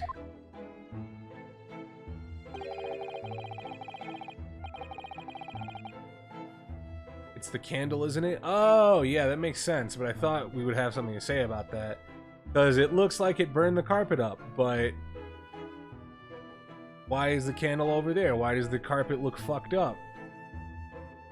Even had some famous detective poking around, you know? In this old house, wouldn't you believe? Yes, Mr. Sherlock Sholmes. Huh. Would have been, didn't catch the chap's name. Not really my cup of tea, all the detective business. Nice tobacco in your tea there, pal. Yeah, him stirring it with the pipe is a little... I don't know about that one. Oh, but you have a copy of Rant's magazine here, so... No. Anyway, the chap's investigating the hole in his room as we speak. So he's in Soseki's room. It's a bawling nuisance is what it is. The whole neighborhood's twitching its curtains now. I don't like all this fuss. It's jolly unsettling. Alright. Tell us about your client. Or... what would it be? Tenant? There we go. Forgot the word for a second. I was like, client, tenant, one of those things. He's renting a house from you, or an apartment from you. About Mr. Natsume then, Mr. Garadeb. Please do tell us. Oh yes, the Japanese chap. Only been lodging here for about a week. Oh, just 1 week? So we moved in very recently then. I have 2 lodgers most of the time, one on the ground floor and one just below us. The first floor room came available a week ago, you know. There'd been... Dash it all, Joan! Do be careful! My goodness, I'm terribly sorry, sir. If you want to know my opinion... I thought he was a shady sort from the moment I set eyes on him. It seems that she's like trying to cut him off with the overspilling of the tea. Like right before he says something, she deliberately fills his cup up. Seemed to have a most nervous disposition, always shaking and looking over his shoulder. The man had shady written across his sweat-soaked brow, if you ask me. I asked to myself, Joan, that man is trouble. Sooner or later, he's going to do something untoward. Oh, said, not asked. I was like, that's not a question. And I'm rarely wrong about anything. Wouldn't be calling this maid as a witness, that's for sure. Is there anything else that struck you as suspicious about the man at all? Yes, oh yes, indeed there was. She's dying to tell us. Because he's Japanese? Oh, please let us have another racism drink. Notice anything at all about your lodger, Mr. Natsume? My word, yes. The man was shadier than an orchard. Could you elaborate? Now take the man's room. Absolutely stuffed full of books it is. More than anyone could ever read. And he never so much as passes the time of day with another living soul. I haven't seen a single visitor call. He just trots off to that old bookshop every single day, and he comes back 5 to light the gas fire. 5 to light the gas fire, excuse me. The funny little man is up long past the time everyone else is in the house has gone to bed too. What's wrong with staying up late? Is there an issue with staying up late, Miss Joan?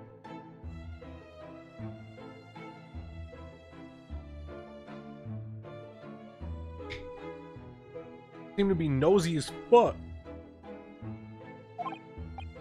Oh, I see. Gentleman on the ground floor goes to bed at around 9 each night. But I've never known that Japanese fellow to retire any earlier than 2 in the morning.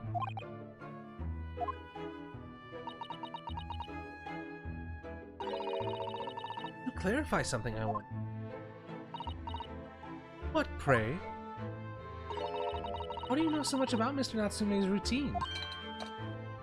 Yeah, maybe you should mind your fucking business. How about that? I'd understood that neither of the lodgers live on this floor of the house. Is that correct? That's right, yes. They're both below us on the first floor and street level. Then how is it that you know so much about the lives of your lodgers? Precise times that they come back in the evening, for example. Even the times they go to bed. Don't do it. No, no, no! Good grief, Joan. Be more careful, woman. Oh my goodness, sir. I'm terribly sorry, sir. Something doesn't add up here. Alright, tell us about the incident 2 days ago. It seems the incident took place around 5 in the evening. Did you happen to look out the window around that time? The window? Yes, we noticed that window over there looks out over Briar Road. The incident took place on the pavement, just on the far side of the street. Was there anyone suspicious loitering nearby?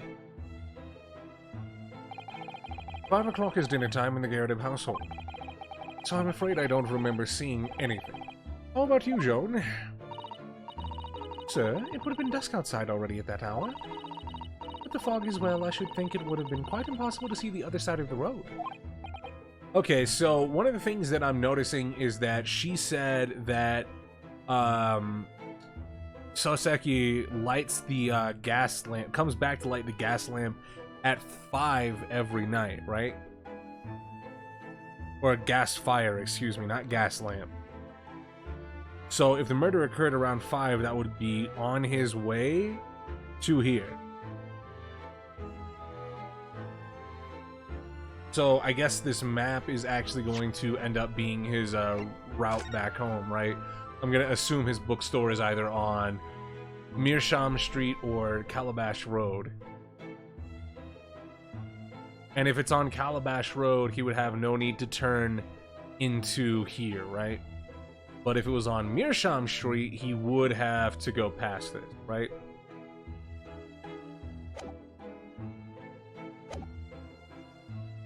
Oh, see. You notice anything else out of the ordinary, then? Such as? Anything at all, even if it seems unrelated. Well, yes, was there something then? well, it's nothing particularly significant, but around that sort of time when here, there. For the love of God, Joan, watch what you're doing. Oh, dearie me, what have I done? I'm awfully sorry, sir. Do be more careful, woman. Of course, sir. If I may, Mr. Naruholo. Oh, yeah? I have an exceedingly good memory, and as far as I remember, nothing of any significance took place here at that hour. Nothing at all. Oh, really? Mr. Garrett, the way you were talking before, it sounded rather like there might have been. Oh, well, as I was saying, it was just a trifling matter, really. Nothing of... Joan Dash-it-all! What is the matter with you, woman? Oh, pardon, sir. Nothing happened.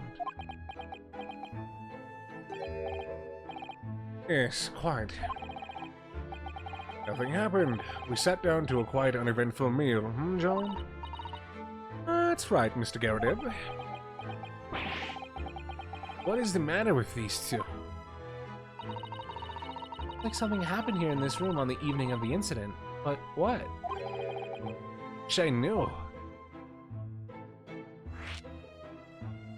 So, what I'm gonna think is, right, with the candle over here and the rug burned, the leaning presumption that I have now is that the candle rolled over, lit the carpet on fire, and they had to open the window to let the smoke out. And they probably would have seen across. Tell us about Soseki's room. Could you tell us which floor Mr. Natsume's room is on? They said the ground floor. Certainly, just below us on the first floor. Oh! Sean is investigating there, even as we speak. It's the other guy that's on the ground floor. Yes, told me Natsu's name. Asked him to look into the matter, so I gave him the key. Natsume has engaged Mr. Shom's services? That's a blatant lie. It'd be alright if we also had a look around. In Mr. Natsume's room, I mean. Don't see why not. Just down one flight of stairs. Who knows if we'll find anything that could help us with the case, but we have to try. All the clues we can lay our hands on, shall we? Yes, and while we're there, we can speak with Mr. Sholmes again. Perhaps he'll be able to tell us more. Oh! Thanks to the information. Liar and man that has third-degree burns all over his leg and hands now? Anyway.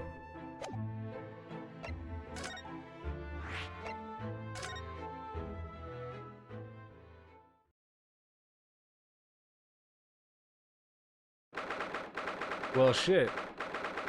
19th of February, Mr. Natsume's room. Yo, what's going on here? Like, just as a quick inquiry, what's up with this? Just look at this place. Smell it. It's so musty in here. Suppose it's the mountain of old books that are responsible for that.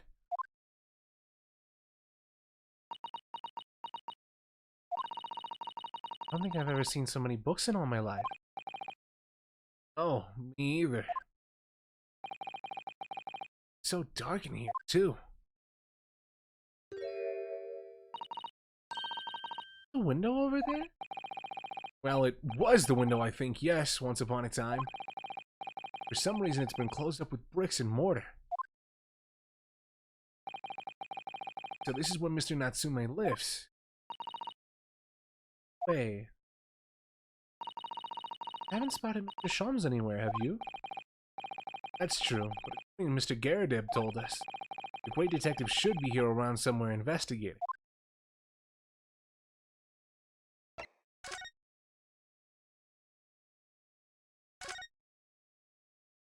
I'm gonna assume he's behind this pile of books.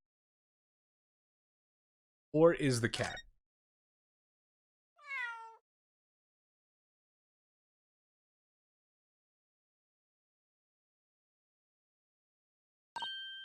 Oh my, what an adorable little cat.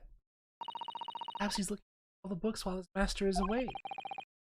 I don't know about that. He disappeared into a pile of books as quick as a flash. The tricolor Mike, wasn't it? Do they even have that sort of cat here in Great Britain? Perhaps Mr. Natsume brought the little creature with him from Japan. Made me feel homesick now. Ready? You've been in the country for 2 days.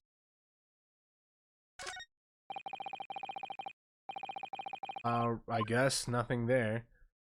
Thought it was gonna change because it still had the other thing. Maybe I clicked in the wrong spot.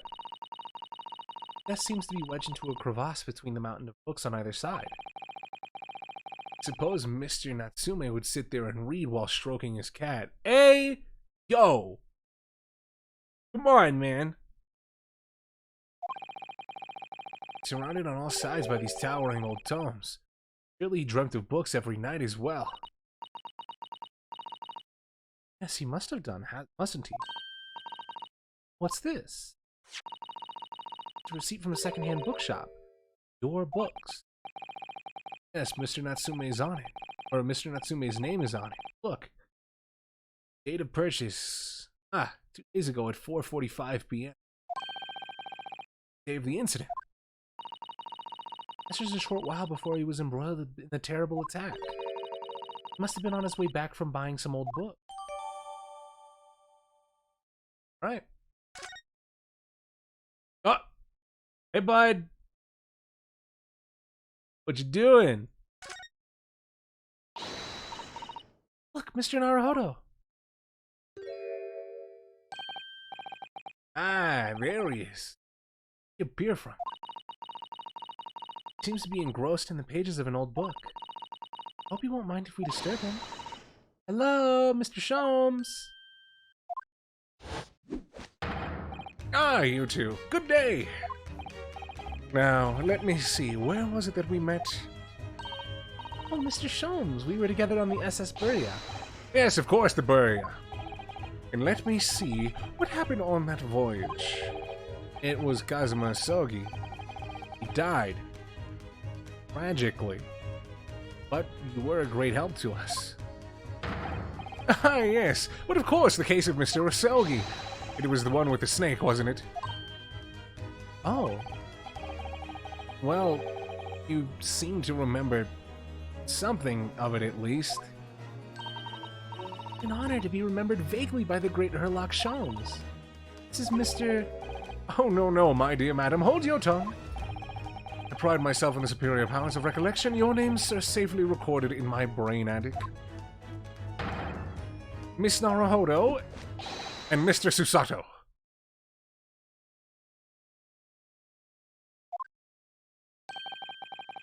Try the other way around, Mr. Shams.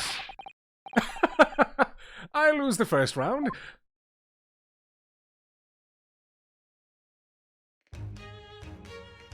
Alright. In truth, I hope to invite you both to my Baker Street suite the day we arrived in London. But some Scotland Yard has ambushed me at the railway station and whisked me away to a crime scene. It was the entirely trivial case, of course. I solved the matter in no more than 30 minutes. They apprehended Sosuke-san... Soseki in that short an amount of time? It's not supposed to be Sosuke, it's supposed to be Soseki, right? I'm afraid the pursuance of a new case has dulled my recollection of my past involvements a little. Because as far as my understanding of Japanese goes, it's S-U-K-E is the ske, right? Like you pronounce it as if the U isn't there, but S-E-K-I, you say all of it. I'm not bilingual. Little. It's a mistake to think that one's brain attic has elastic walls and can distend to any extent. I do my best to forget useless facts, lest they should elbow out the useful ones. Yes, those are my own words of imitable wisdom, you know, from an adventure entitled A Study in Scarlet. Please, there's no need to quote yourself. I don't always remember my pearls of wisdom, but fortunately my associate pens them beautifully. It means Iris, I suppose. Sholmes, we have some extremely important questions to ask you about the trivial case you just mentioned. Goodness, what an earnest expression. My dear madam, I should only be too pleased, and this murky room is an apt place to discuss the murky case. Alright, bro, what you got for us? You know this to be the lodgings of a Japanese foreign student by the name of Soseki Natsume. Scarlet Study was the team that playable fan translation. Yeah, I remember. I was going to say that was the team that when I was looking for the mobile version of Investigations 2, they had the link to the Great Ace Attorney on mobile and 3DS, the translation, and they were working on DGS 2, right? Did they ever finish it? Or how far along did they get? I never checked back in with it once I learned that this was getting a official release. Seems that you assisted in his arrest, Mr. Sholmes. I got up to 2-3. Oh, so we're past, or excuse me, we haven't got to the second game, so we're not past where they would have been. Stabbing of a young woman outside here on Briar Road. Natsume. Yes, I believe it was a name rather along those lines. But Mr. Natsume denies it. Was it really justifiable to arrest him on so little? I'm sorry, Mr. Sato, but I have not the slightest idea of what you mean. What? I can't believe he was looking Susato squarely in the eyes while feigning ignorance. I assure you that I'm not feigning ignorance. There that goes. It would appear as if the pair of you are under some misapprehension. Oh, how? I assure you I have no recollection of accusing your astute compatriot of the crime. But that doesn't make sense. The good detectives of Scotland Yard made the following request of me, and I quote verbatim.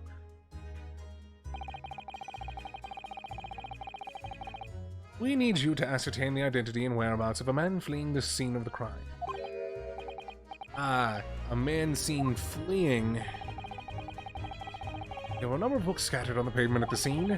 From the book plates, I was quickly able to determine the bookshop from which they had been purchased. While speaking with the proprietor, I was immediately led to this address. Elementary, wouldn't you say?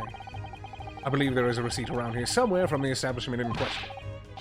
So, you don't think Mr. Natsume is the culprit then? That I could not tell you. But it was aggravating my faculties, hence why I returned here.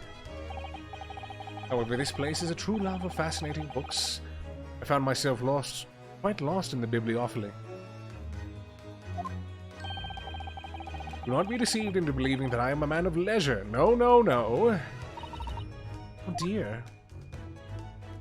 Study in Scarlet, I believe, is a reference to an actual Doyle story. Yeah, well, I think that's where Scarlet Study got their name from.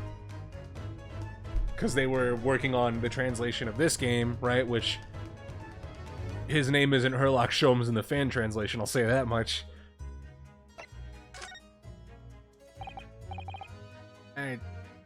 Tell me. Have you encountered the landlord of these lodgings? Mr. Garadeb, a retired military man. It was the first time I've ever met a soldier from the Great British Institution that is the services. It was the first time I've ever made from the greatest British institution that is service.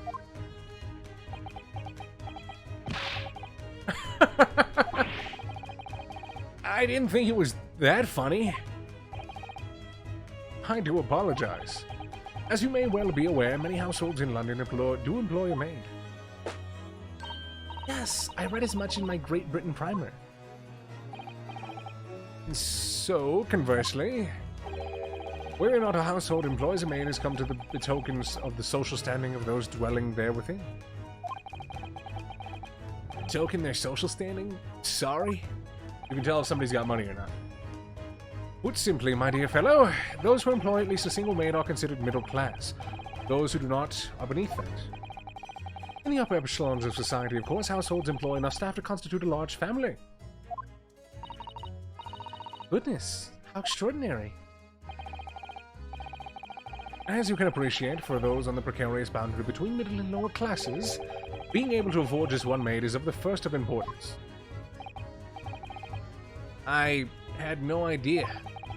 And it is for precisely that reason that I find great stimulation in the situation upstairs. Specifically in the retired Army veteran, Mr. John Garrett.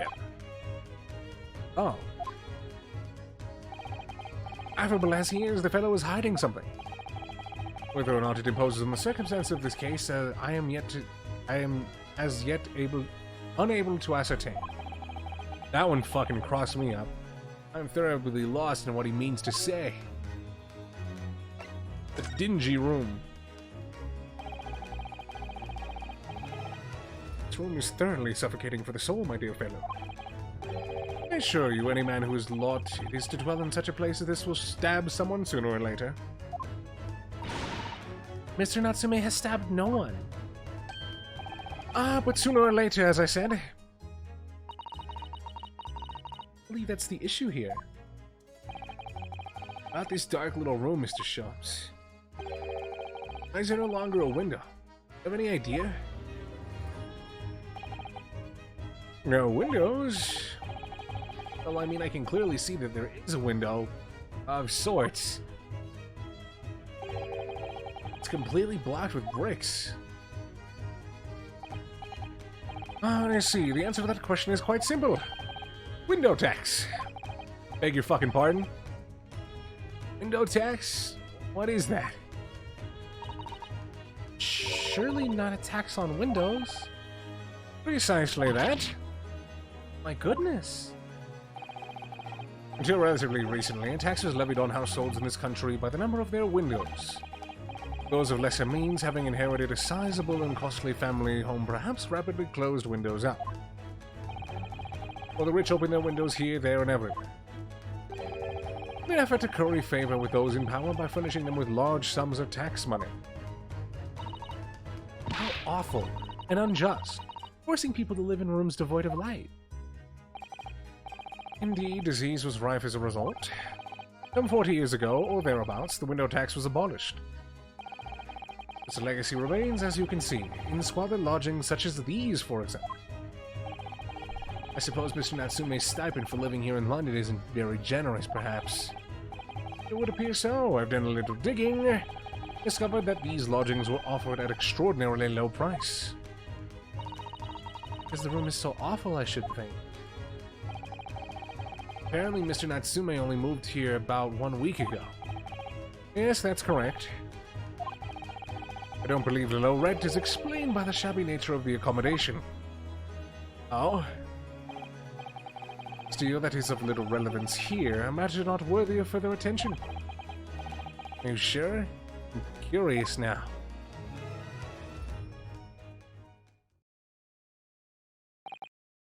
Well, I believe I've told you all I can now. Thank you, Mr. Sholmes. Ah, yes, Mr. Naruhodo. Was it not your intention to become a practitioner of law? Remembered that, did you? Will you perhaps be offering your services in this very matter, I wonder? To the occupant of this room, Mr. Natsume, was it? Not sure. Sure? On what grounds? actually defended someone in court here only yesterday. Really? Well, then I congratulate you, sir, on an ambition realized. And so promptly, too. Wait, hold on. How long have we've been in London for... This is our second day in London, right? So the second we were going to defend a wait, no. 2 days ago is... I'm a little bit confused here because the time frame is a little bit misaligned, right? Because if this took place 2 days ago, right? And we got here promptly on arriving, that means that they were still investigating up to 2 days ago, and then they asked Herlock for his help when he got here. I'm a little bit confused. Alright, but I'm gonna go use the restroom real quick, and it's gonna take a little bit, so you know what that means. We'll be right back, chat.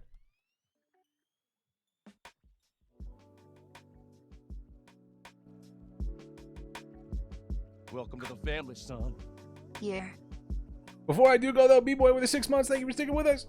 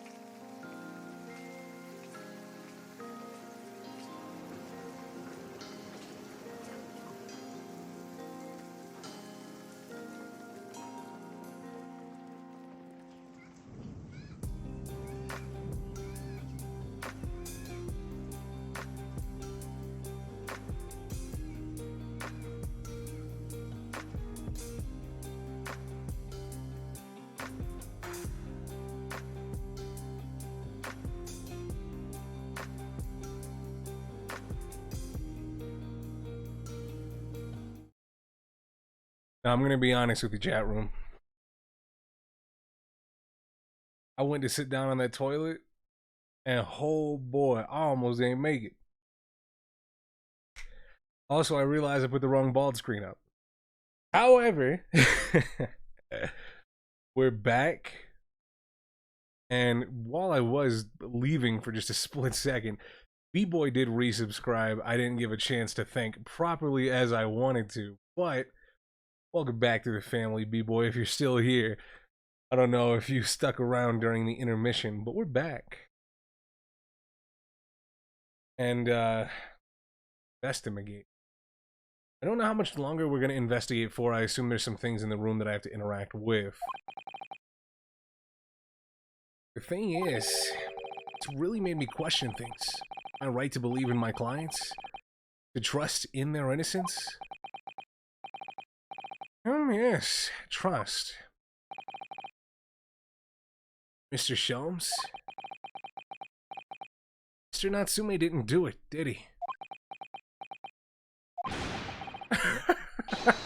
My dear fellow, I haven't the first idea. Oh, but that's why you were here. Didn't you come back to investigate? Ah, yes, that was indeed my initial intention. But there are simply too many fascinating books here. I couldn't possibly ignore them. Oh, I see. Nevertheless, there are two facts I can state quite unequivocally. The man who fled the scene of the crime 2 days ago was the Japanese occupant of this room. And there are two witnesses who swear to having seen the same man commit the crime. That is all I can say. Also, what's going on, Isaiah? How you doing? Ah, and one more thing. Oh, what is it, Mr. Sholmes? Please tell us. I cannot say with any certainty whether or not it is of any relevance to this case, but I am quite sure. The retired army man who owns this property is hiding something. Garrett is... Mr. Sholmes said as much before, actually, didn't he? Anyway, at present, that is really all that plays on my mind in relation to this case. Mr. Naruhodo, as yet our investigations have uncovered anything that could help establish Mr. Natsume's innocence. Oh, you're right. Perhaps it's time we probed a little deeper into Mr. Garrett secret. Just remember, I cannot be sure whether the landlord's secret will prove to be of relevance or not. But I do wish you every success, of course, Mr. Naruhodo. You go back to reading? Busy man indeed. Gone back to his book in the corner of the room.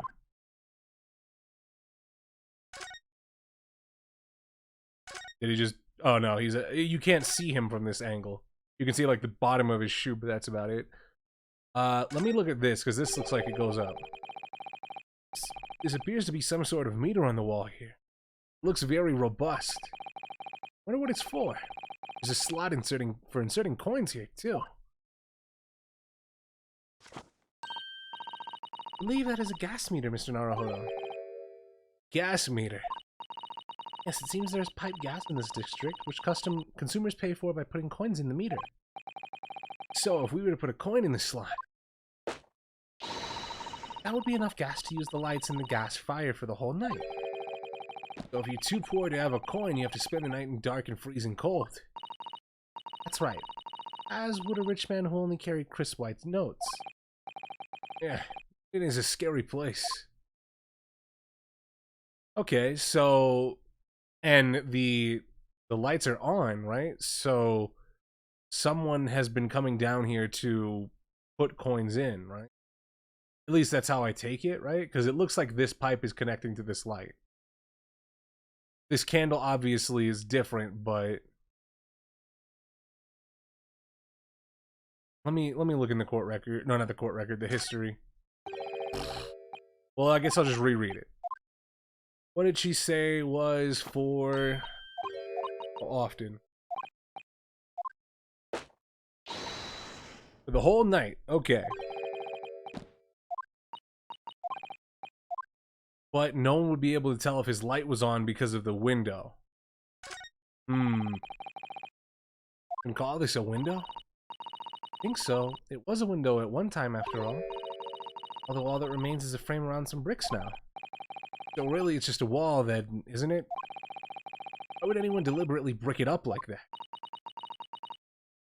Afraid I have no idea. Well, we just learned. Perhaps Mr. Natsume painted the brick design on a fit of whimsy. That's alarmingly feasible. Anyway, whatever the reason, the lack of ventilation in here is making the place very oppressive. It does. I imagine being cooped up in a room like this would be extremely tiring. So, what I'm going to go on right now is I'm just going to assume, obviously, our client didn't do it. He got here, deposited his coin, something happened. They're trying to frame him somehow. The landlord, Mr. Garadeb, and his maid. Look, it's a beckoning cat from home. It's a bit big and bulky, isn't it? Surely Mr. Natsume didn't bring that Maneki Neko all the way from Japan with him. I hardly think you're in a position to comment, Mr. Naruhodo. You forgetting the enormous Daruma doll that you brought in your luggage? Well, it could be dangerous traveling abroad. I wanted a lucky charm. Imagine Mr. Natsume wanted the same. And this cat is sure to beckon good luck to him. It's not doing a very good job so far, is it? You mustn't say such things. I didn't say a word. It's such a giveaway. So it really is just he wears his thoughts on his face. Mountain of books. Look at all those books stacked up there. Almost reach the ceiling. They're all works of English literature. It smells so musty. This volume of books to hand, you'd never be short of reading material, would you? Oh, what a dreamy idea. Bad dream, maybe. For me, at least. Mind you, I don't imagine that the books at the bottom of the pile now will ever be read again. Reading it is an experience that comes but once in a lifetime, just as the tea ceremony teaches us. I certainly didn't expect the conversation to turn down the path of tea ceremony philosophy. And... oh. Look at all these balls of paper on the floor. There are notes scrawled all over them. English. It's like the waste paper basket is so full they've just fallen out. Mr. Natsume must have been deeply immersed in his research, don't you? Or deeply adverse to tidying up his mess. Wouldn't like to speculate which is closer to the truth. Nothing about the tea. It's over here. We have to look at Herlock again. Almost said it. Excuse me, Mr. Shams. Yes, so true. To be or not to be? It is indeed the question, Mr. Naruhodo. Be or not to be brushed off, that is the question.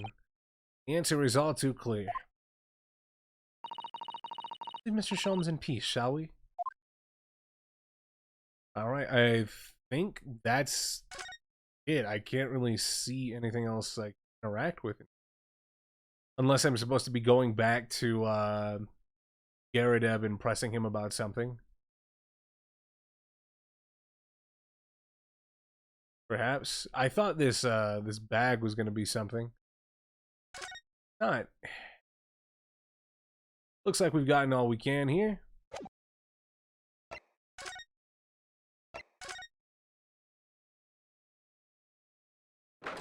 They're gone. Woohoo. 19th of February, Mr. Garadeb's room. Oh, well, never mind. You pair again? Tell me, was the detective chap, I forget his name, still hard at work down there? Mr. Herlock Sholmes? Oh, yes, that vaguely rings a bell. All the detective business isn't really my thing, I'm afraid. Well, Mr. Sholmes is in his element down there. Jolly good show. Another cup of tea, if you please, Joan.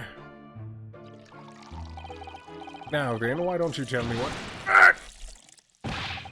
For the umpteenth time, woman, will you watch what you're bally well doing? I shall be serving dinner shortly, sir. Oh, aye. Yes, of course. Frightfully rude of me, but I'm afraid I shall have to ask you to take your leave if you'd be so kind. Yes, of course. We're deeply grateful for all your assistance. Not at all, not at all. Don't get much chance to talk with the young foreigners like yourself. It's been a pleasure. Best of luck and all that. Perhaps you could see yourselves out. According to Mr. Shams, Mr. Garadeb is hiding something. Since no other avenues of investigation seem open to us at the moment, perhaps we should do some digging. I see you over there, you know. When did you get in here?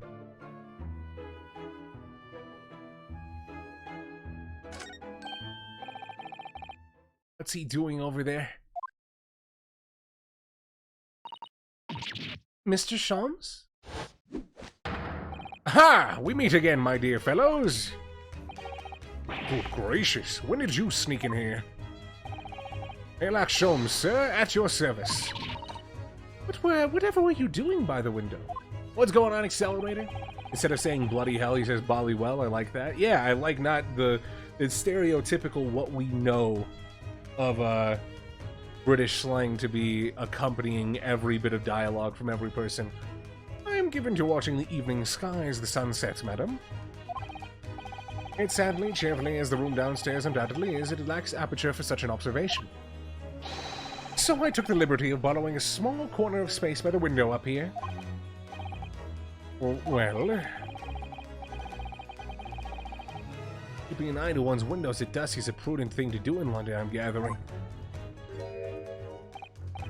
Ah, and one other thing, Mr. Naruhodo. Oh, me? I thought perhaps you might be in need of a certain great detective's great mind. Wait, he's not talking about... Is he? I didn't expect to be going through that so soon. Do you mean Mr. Shams? There is a mighty secret in this modest room. My eyes see even the most trivial of trifles. I take it you're prepared, Mr. Naruhodo? I think so. There is just time enough for one of my greatly admired great deductions. Let us conclude the matter before dark.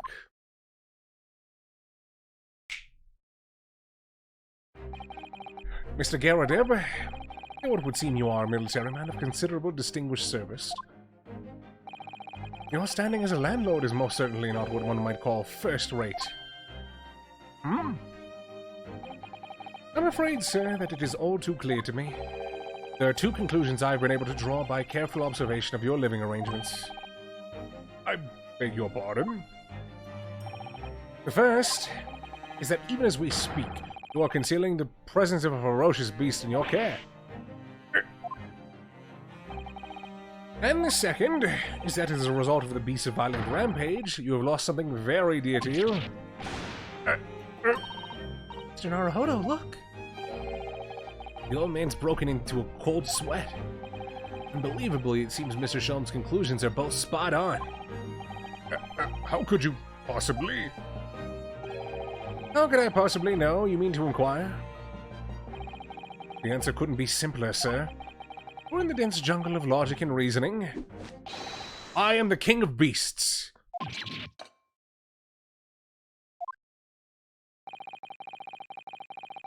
So who killed the mentor guy? I missed that, bro. That's a whole 2 chapters ago, and no one.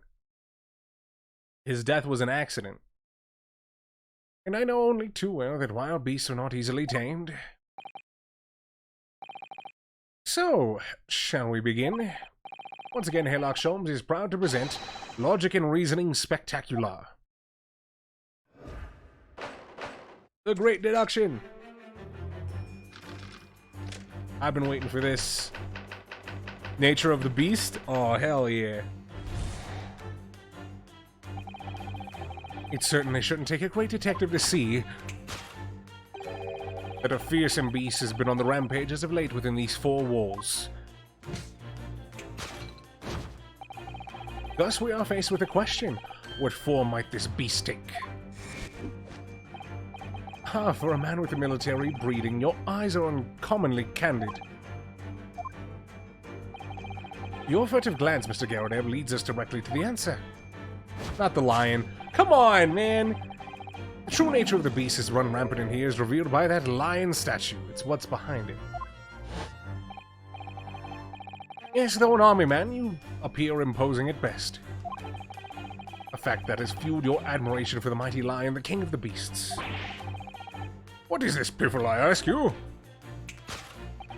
In the end, your admiration became so great, in fact, that you had a living, breathing specimen shipped from India, which you tried to keep in this very house. What?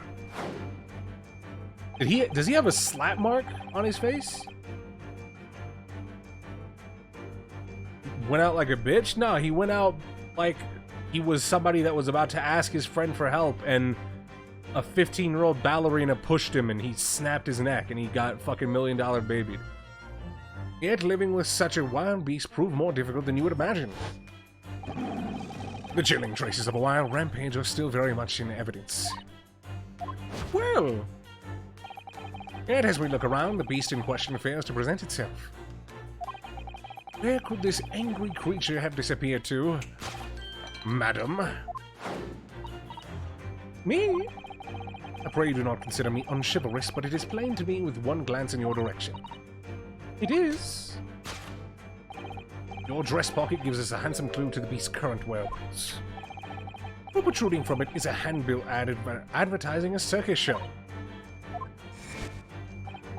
Yes, you sought to dispose of this terrifying lion, Mr. Garodeb. At Batty's Circus. A traveling show currently sojourning in a nearby park. I have observed the tents. You sold the savage lion, sir, to the circus troupe. I most certainly did not. I believe I have made my point. The fearsome beast with ran amok in this room was an Indian lion. A simple visit to the circus now will reveal the lion prancing jubilantly through a ring of fire.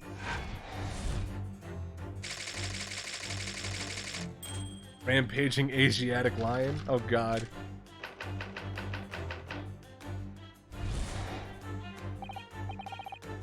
Now, Mr. Garadeb, it is plainly clear that you still have deep feelings for this formidable beast. That slap.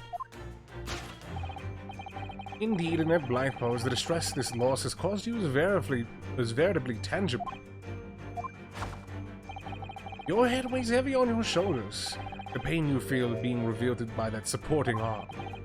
Amid fits of tears, you let your beloved beast go. The strain of losing something dear to you is clearly visible in your visage. Nonsense, man, I simply...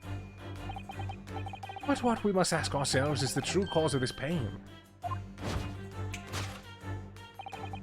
And we need only follow the direction of your gaze to find the answer. Yes, it is this pile of bills that have given rise to the pain you suffer. Every envelope contains another demand for payment. For cartloads of meat, potatoes, wheat, and tea. Indeed, feeding your beloved has a devastating impact on the financial circumstances of your household. And so you had no choice but to let it go. Yes, well, Now, in a final fit of rage, the ferocious beast carried out one last unimaginable act. Unimaginable? The aftermath of which can clearly be seen by observing the carpet over there. Very expensive woolen carpet, if I'm not mistaken. Dearie me. What could have caused such a destructive outburst? Welcome to the family, son. You shall rue the day, or else. I shall rue this day. Scoot back for the 13 months. Welcome back to the family, brother. Appreciated as always. And I don't know why I would rue the day, but I guess I should. This time, madam, I'm afraid it is you who has inadvertently revealed the truth to me. Your wandering eyes settled upon the answer very neatly indeed. Yes, to explain the direct state of the carpet, we only need to look at the Tower of Cakes. The candelabra. He's so close. He's always close. There is no creature more dangerous on this earth than a beast with an unsatiated appetite. Was it or was it not once said by a certain noblewoman that if they have no bread, let them eat cake? Food is at the heart of all tragedy, in fact. Whatever do you mean? Having tired of the taste of cakes, the beast began to stalk its next prey. This game looks good for this Switch. Yeah, which I'm playing it on.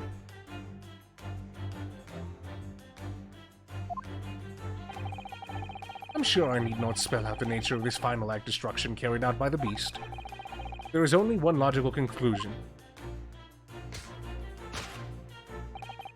Worked into a frenzy by hunger, the lion attacked and ate the carpet. The teeth marks in the carpet are a perfect match with those of a lion I once saw in India.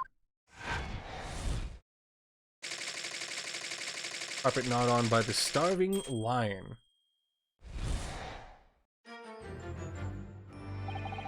Thus conclude Herlock Sholmes' great deduction. This beastly puzzle.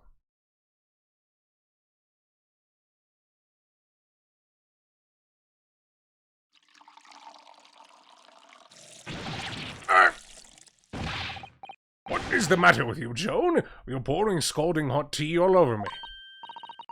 I'm sorry, Mr. Garadeb. I'm afraid I didn't notice. My deductions can be startlingly sharp. It stands to reason that your cup runneth over. Indeed, my revelations can make people spill tears at times, too.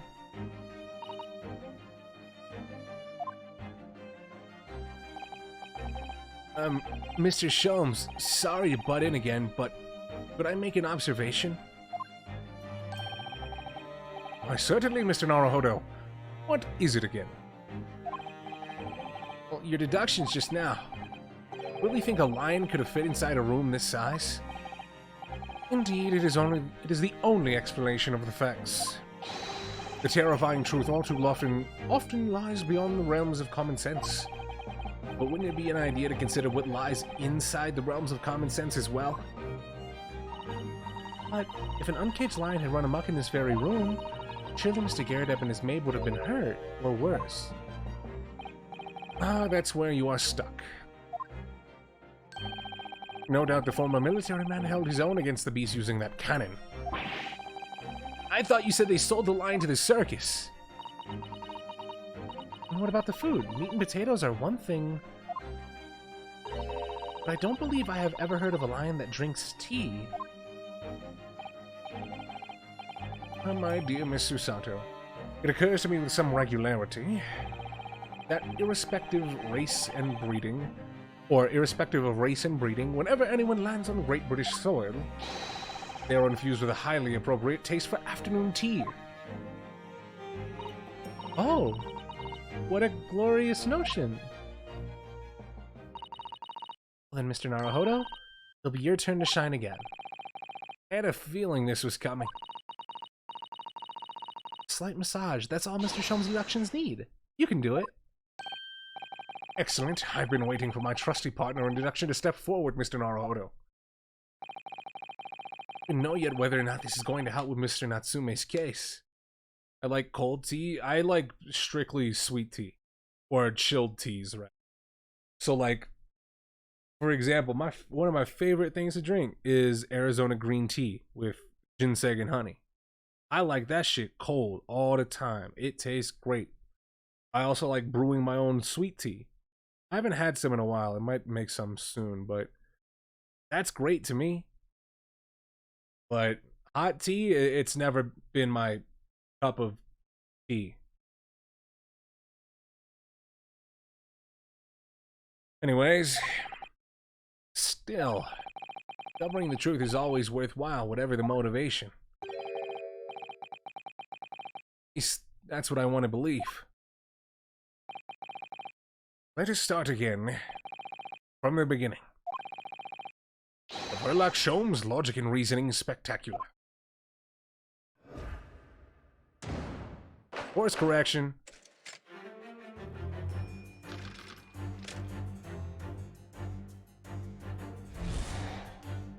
Alright, let's get to that orange text.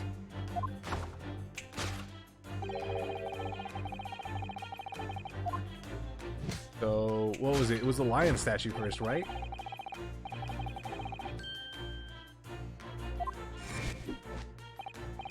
I'm fucking talking about a beast. Watch it be like his wife. That was the couple that saw him.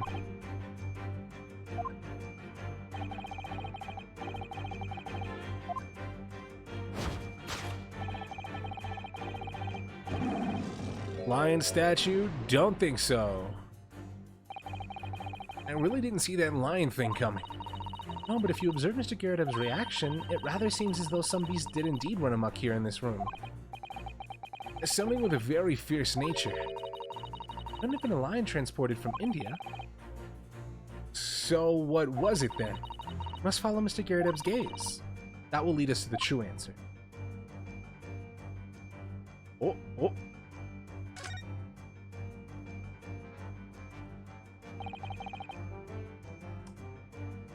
What's this photograph?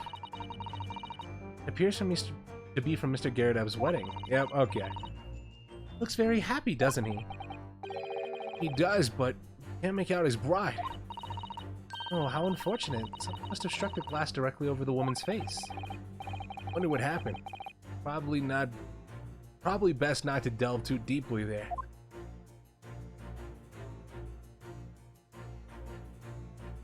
Yo, can I... Revealed by the... Okay, so... Do I present her? This is broken, so you can't see the bride's face at all. No amount of cracks could hide the woman's plump form. Powerful would be kinder than plump, Mr. Naruhodo. Yes, she certainly looks that. There's a lot of horsepower there. Not someone you want to upset, that's for sure.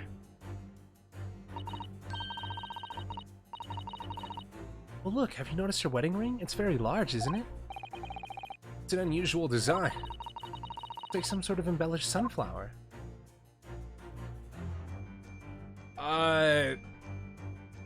Shit. I have no idea, right? Because I would say just the, photograph frame, right? Take that! Yeah. Behind the lion statue on the mantelpiece, almost deliberately hidden from view, is a photograph. Though I've yet to examine it in detail, I can assure you that it holds the answer. Because I'm employing an extremely advanced detection technique called jumping to conclusions, you see? That deduction was wanting in every way. Yes, I was wanting you to hear it. I'm quite proud of it.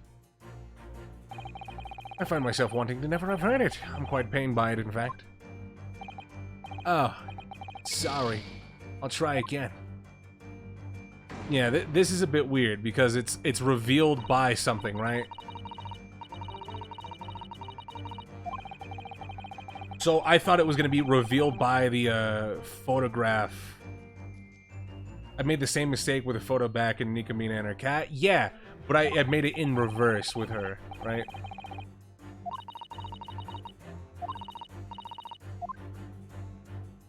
Because it was the friend, and I said the friend was the photograph frame, right?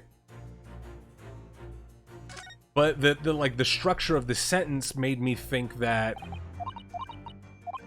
it was gonna be revealed by the, because it said it was the nature of the beast was revealed by the lion statue, the nature of the beast revealed by the newlywed wife, right? Like, because whatever this word is going to be replacing this, right?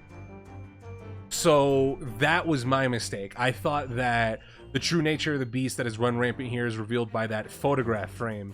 Made sense. Okay, let me skip through this.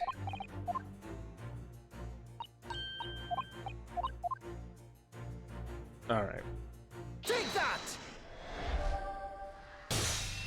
See, like that, this doesn't read super easily to me.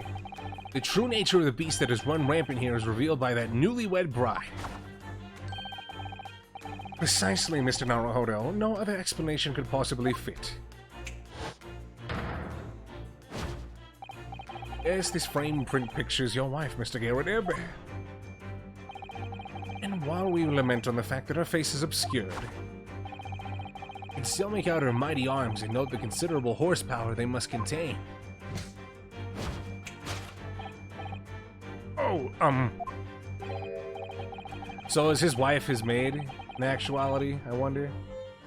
surely any woman of a powerful constitution would be honored to be described as a beast. Honored might be stretching a point. Too late. The fact remains that the beast, which so clearly savaged this room, is your wife. The chilling traces of wild rampage are still very much in evidence. Alright. Like, I hope what I'm saying to explain that mistake that I made was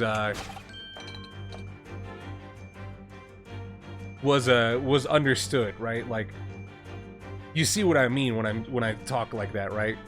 Or when I explain that, right?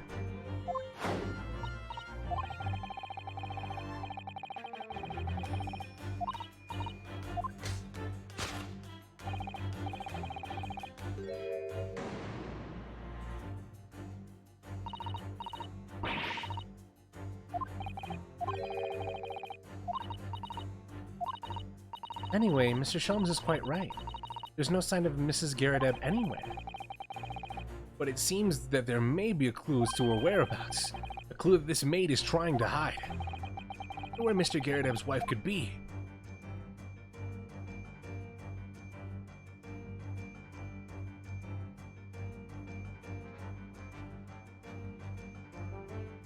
Well... Take that!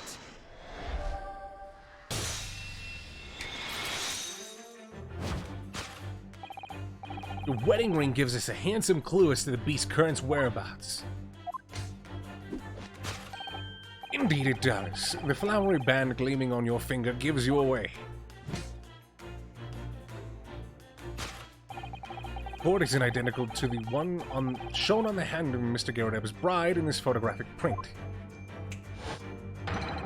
In other words, you are no ordinary household maid. No.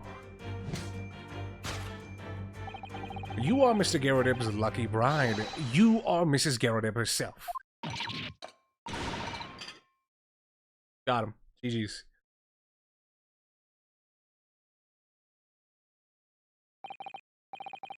Well, jolly fine detecting, sir. As you rightly surmise, this is the wife, yes, my Joan. Better let herself go, you might say, but she was a bally corker bag. It would appear that you don't live in the most comfortable of circumstances. After all, you are a retired ironry man, yet you are in the business of renting out rooms. And hiring a maid. So, like, that didn't add up at all. Before looking at that picture, I assumed she was going to be his accomplice of some sort. I would assume, therefore, that you have insufficient means to employ a maid. Would that be correct? It's not right, I tell you. I was second lieutenant of the 3rd Regiment. Man has his pride, don't you know? Only it's a sorry thing when a chap can't even afford to have a single maid in his employ. Yes, here in London, one is rather judged. Household cannot be considered worthy of society if it employs no staff at all. Though in my considered opinion, such concerns about appearances are folly. I mean, Mr. Garrett has his wife work as his maid. Precisely. Am I right, Mr. Garrett? In company, obviously, but listen here. This must remain a secret. Tip-top secret, please.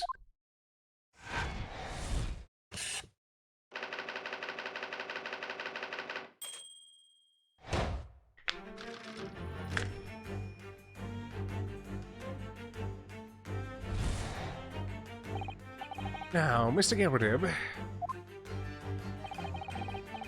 it is plainly clear that you still have deep feelings for this formidable beast. Indeed, that blithe pose, the distress this loss has caused you is veritably tangible. Your head weighs heavy on your shoulders, the pain you feel being revealed by that supporting arm. Just go look at his fucking face.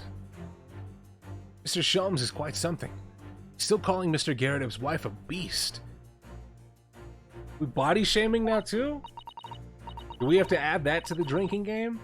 Racism, me mispronouncing or miscalling Mr. Herlock, and body shaming. Do we have to add that one?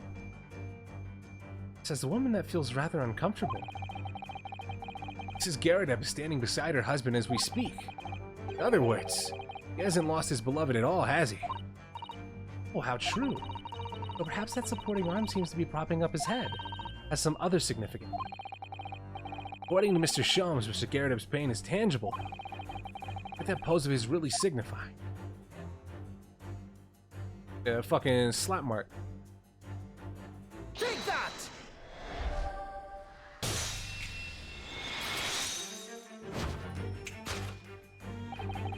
Your head weighs heavy on your shoulders. The pain you feel being revealed by that slapped cheek. Dog, she slapped the shit out you. Holy. And of course, the deliverer of that impressive mark on your cheek that refuses to fade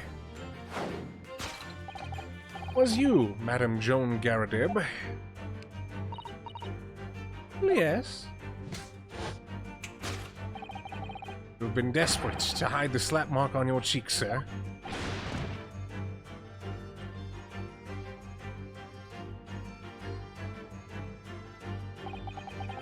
How the blazes did you work that out, man? Well, we saw it.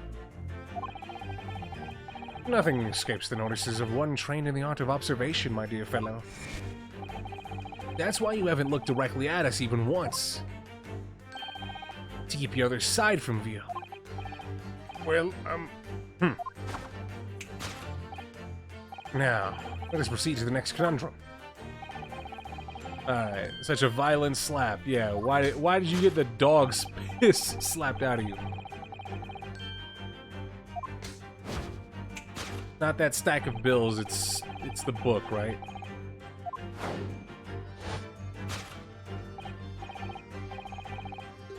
Nah. Didn't Mr. Sholmes say that the bills were all for lion fodder? Yeah, but now that we've established that the lion never existed, which can only mean that the thing responsible for gobbling up all that food was Mr. Garrett's wife. Mr. Arahodo! She's a person, not a thing. So you're not denying it either? Okay, that's what's up. Yeah, well, she's also a person who gave her husband a mighty slap around the face. One so hard it left a perfect hand mark, in fact. So why would a woman want to hit her husband with such force, I wonder? Love to know the answer to that question. Oh, well. Hey there. Oh! Ah, someone must be reading the book at the moment. There's a bookmark here, look. Mr. Garradeb is clearly an avid reader. Oh, Mr. Garradeb is clearly an avid reader. Oh, wait a minute. I don't think this is a bookmark. Oh no, so it isn't. It's a note written in a woman's hand. Oh, James, I love you. Yours, Mary. And look next to the signature here. Lip marks made with lipstick. Oh, what a passionate and romantic gesture. Don't get any ideas, Susato. Oh, dear. Sorry. This bookmark actually is a love note then. Alright. Take that!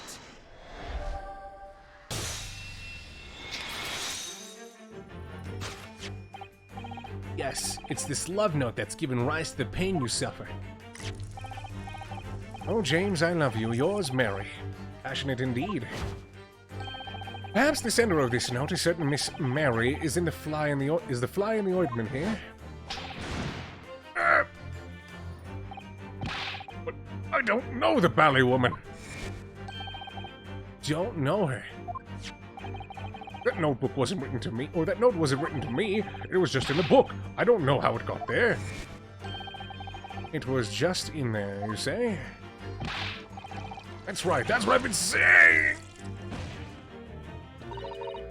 A likely story. Now listen here, Joan, old thing. I explained at the time. I bought the book at the second-hand place, and that note must have already been in there. So, the previous owner of the book was using the note as a bookmark, you know. That's right, that's what I've been saying! A likely story. For heaven's sake, woman, look at the name. It's written to James. My name, is, in case you've forgotten, is John! A likely story. Are you questioning my name now? And there we have it. Arouse the suspicions of a female heart, and you'll unleash a beast with the most ferocious bite. Now, in a final fit of rage, the ferocious beast carried out one last unimaginable attack. It was burning up the carpet.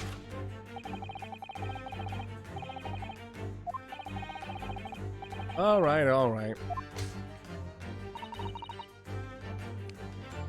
Wait. Okay, so we've determined that Soseki's name is a pen name, right?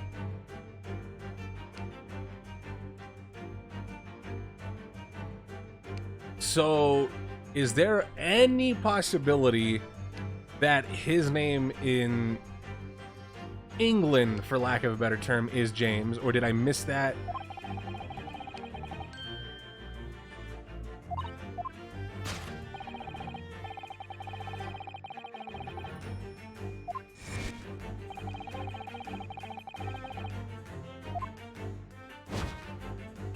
Or is it a completely different person? There's a couple options. I don't want to lean too heavily on one or the other because I don't think that would be a super likely case, right? There's the potential, but there doesn't seem to be any doubt. The state of disarray in this room is just a result of her wild temper. That's true. So, this is the last part of Mr. Shalm's deduction that we need to fix. I only need to follow Mrs. Garrett's gaze, and that will tell us the real answer. Alright, let's see what we can see. Yes.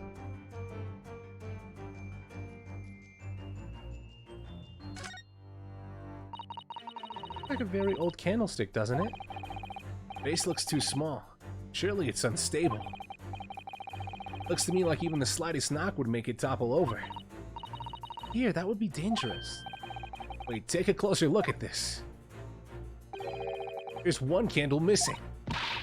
Yes, I didn't notice that before. You're both blind. Why is that, I wonder? Why is one candle of the three missing from this holder? Also, it's kind of weird that, and I know this is like just a little indicator to show that it's purposefully empty, but if you look at the bases of the other two, they look much more filled in than the one on the right. You see what I mean? Like the hole for the candle is like a little bit bigger than the one on the middle and left.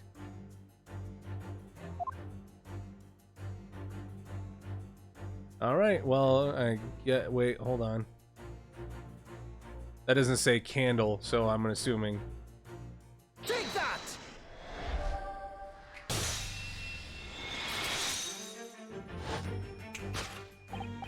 Yes, to explain the dire state of the carpet, we need only look at the candlestick. Most illuminating, my dear fellow, and of course the only possible way out of this logical labyrinth. Yes, the remnants of a ferocious attack in which the carpet was devoured are clearly visible. Indeed they are. The scorch marks at the edge clearly give away the truth. Scorch marks? It would appear that this room was the scene of a little marsh or marital altercation. Miss Garrett's mighty arm muscles left an impression not only to her husband's face, but on the entire room. The force of her strike caused a candle to fall from the holder, and in seconds the carpet was alight and the whole corner of the room in flames. Yes, For the most ferocious beast in this world is neither a violent lion nor a vengeful woman, but fire. In this room, that ferocious beast bared its claws and ran amok. Eloquently put, my dear fellow. So you see, but there is one conclusion here. Back to back like the cover of Lethal Weapon? After the sparks of marital discord flew, This room was the scene of a fire. Welcome to the family, son. How did I get here? One step from magic back for the 9 months. Oh, how did you get here? But welcome back to the family. Appreciate it as always. Damn.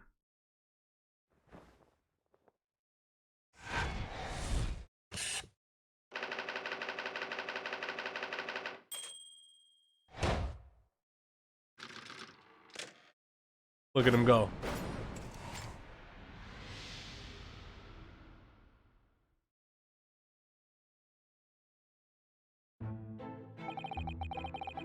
It's these dashed long winter nights, you know? Nothing to do but read in front of the fire. Luckily, there's a jolly good second-hand bookshop just around the corner. Buy my old novels there. In the pages of one particular novel, you discovered some rather illicit material. For which your wife admonished you harshly, it seems. Don't know about admonished. Demolished might be rather closer to the mark. And beast is most certainly an apt script. We go again. The carpet. Is that destroyed by fire when a candle fell on the floor? Afraid to say it was. Happened in the blink of an eye, you know. The whole place filled with smoke. Couldn't see a bally thing. I was caught between old Stick's rage and the raging flames. You painted a torrid picture, sir. One that would have been most entertaining. Sympathy for you. Didn't take long for the fire to spread, of course. The bally furniture started going up as well. We had to hide the mess behind that screen for the time being. So can we look behind it now? Over here, Mr. Garrideb. Well, you have nothing more to hide now, if you'll allow me.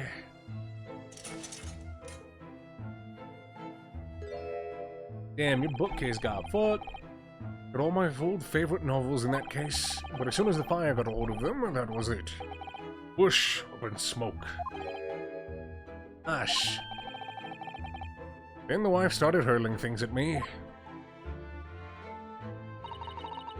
Terrible sight it must have been. There was I, back up against the window under heavy enemy fire, incendiary books coming 10 to the dozen. Word of it is I lost my favorite, a book called The Lion's Pride. The Lion's Pride? Oh yes, your notorious love of big cats coming through again. I assure you the title didn't influence my choice in the slightest. But the poor man really did lose something dear to him as a result of the ferocious beast's rampage. Mr. Holmes' deductions turned out to be correct once again. It can only be described as the Great British Wonder. I tell you, it was total carnage. Fire and flames everywhere and the old Stick in full fettle. Out of interest, what time of day was that? I'm not sure I can remember. It was 2 days ago now. Let's see, around 5 o'clock, I think. So exactly at the same time as the terrifying incident was unfolding outside your window on the street below. More terrifying on the inside, I can assure you. I wonder, the whole of Blighty could have been flattened outside my window at that moment, and I wouldn't have noticed a dashing thing. I think after next to be continued, I'm gonna go get some food. I'm starting to get pretty hungry. And I know I said that I would do the entirety of Case 4 today, but we're already reaching 3.5 hours, and we haven't stepped foot in a courtroom. I don't know. Everything I get told about this game is a lie. Oh man, the case is pretty long. The case ends up being pretty short. Oh man, the case is pretty short. The case ends up being fucking pretty long.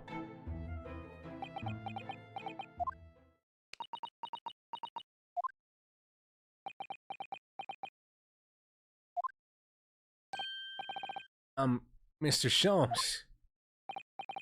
Yes, Mr. Naruhodo? What can I do for you? I think we've gotten to the bottom of Mr. Garrideb's situation now. What does it have to do with Mr. Natsume's circumstances? I can't help you there, I'm afraid.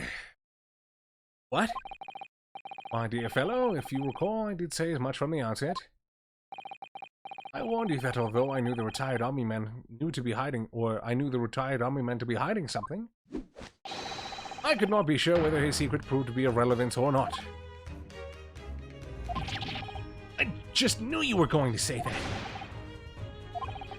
Now, Mr. Naruhodo, you mustn't lose heart. Bear in mind that all things fall into one of only two categories. Things relevant to the case and things not. That makes no sense to me. Well, no matter. It's of far greater importance that you make up your mind now. Sorry? Visiting hours of the prison will soon be over. Oh no. Is it that time already? Where to accept Mr. Natsume's case? Official paperwork to attend to. So that's it. What time to think. Perhaps you'd like to partake yourselves in bidding us farewell now.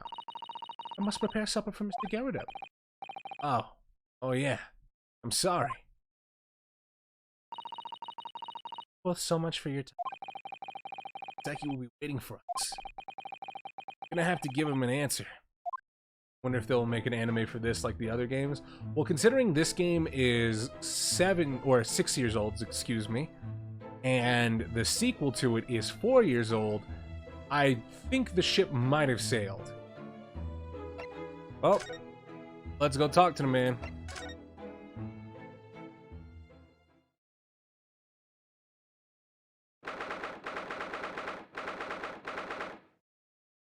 This isn't new. It just got remastered, but the game itself came out in Japan in 2015 and the sequel came out in 2017. So it took a long time to get localized. Like, this is the first time you can play it officially in English. There was a fan translation that did the first game, because this collection is 2 games, right? The Great Ace Attorney Chronicles is what is it? Fuck, it's Gyakuten Saiban, right? I don't know how to pronounce it right. It's 1 and 2, right? DGS is their abbreviation. And it just came over here, right? Like, this came out on July 27th of this year. So the game has been out for a long time, and Japan has chosen not to adapt it into an anime just yet. And considering that they did one immediately, or not immediately, they did one for the trilogy, but they didn't do one for Apollo Justice's trilogy, makes me think that this might be on the back burner unless they're considering a sequel for this game. Then there's the question about the Edgeworth games. Yeah, that too. Oh wait, didn't I go to the prison? Why am I in Briar Road? Am I crazy? It's time, Mr. Naruhodo. We must hurry back to the prison. Saying no, let's hail a carrot. Oh. What's the matter? Looks like something's going on over there in front of the Garrideb's house.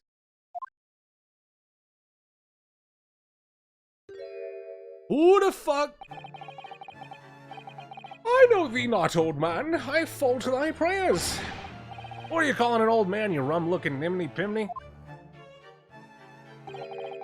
There are more things in heaven and earth, Horatio, than are dreamt of in your philosophy. Who's this Horatio fella, eh?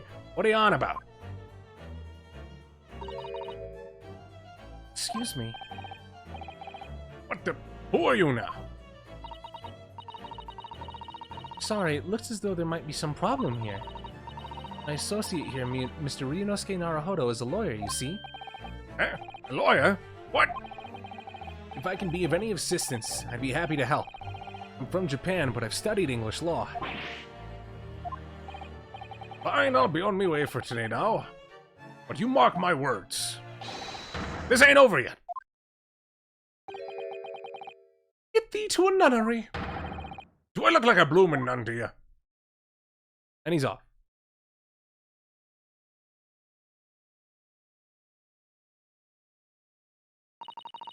Do hope you're not injured.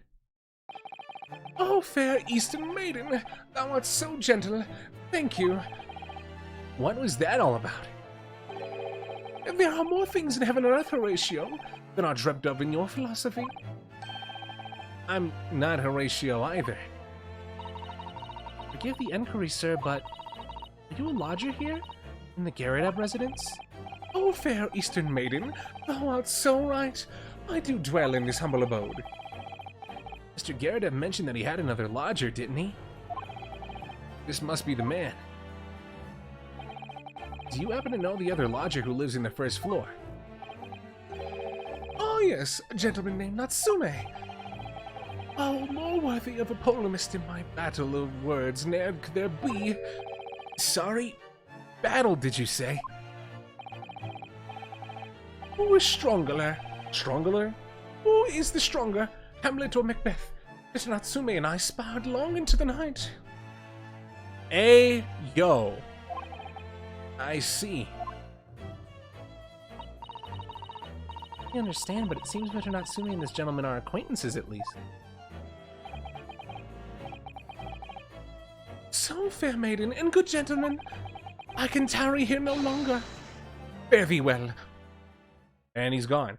I can't wait for both of those guys to be witnesses. Didn't really understand him, but I think he's returned to his room. Seems he's unaware of what happened to Mr. Natsume, so he can't really help us. Soseki and that man as lodgers, the Garrett house is certainly full of eccentrics. Guess I'll go and find a carriage. Sure, Mr. Natsume is eagerly awaiting our return.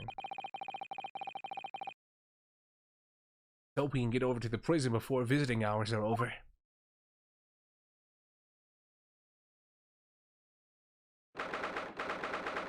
I like how I didn't have to move again. 19th of February, 6:31 p.m., local prison cell 9.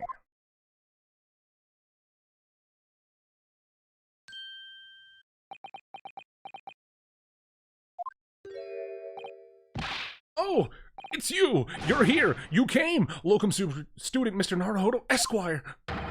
I can't believe you came back! I'm so touched!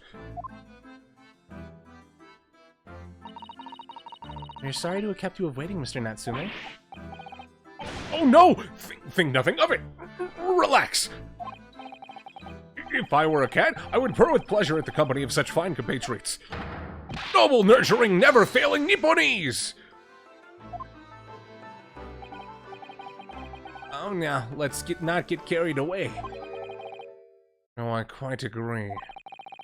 There's nothing more reassuring than the familiarity of one's native land. On the other hand, it is through friendship transcending international borders that one truly appreciates the facts. Such is my belief, at least. I thought that was gonna be, fucking Mr. Baroque. Oh, it's you! The miserable, rotten spy! Hairlock Sholmes! Mr. Sholmes, what are you doing here? I have no intention of doing anything per se. Save observing, of course. Whatever do you mean, Mr. Sholmes? Well, having encountered some curious reading material in that gloomful room, and having unmasked the secret identity of that eccentric pair, I decided I should drop in on my way home to see how our divested friend is faring. Gloomful room? At least your accommodations here offer a window, my dear fellow. In that sense, it is the superior option. Anyway, I must commend you on your taste in books. My day has been a delight and cost me not a penny. You! How dare you! Hairlock Sholmes!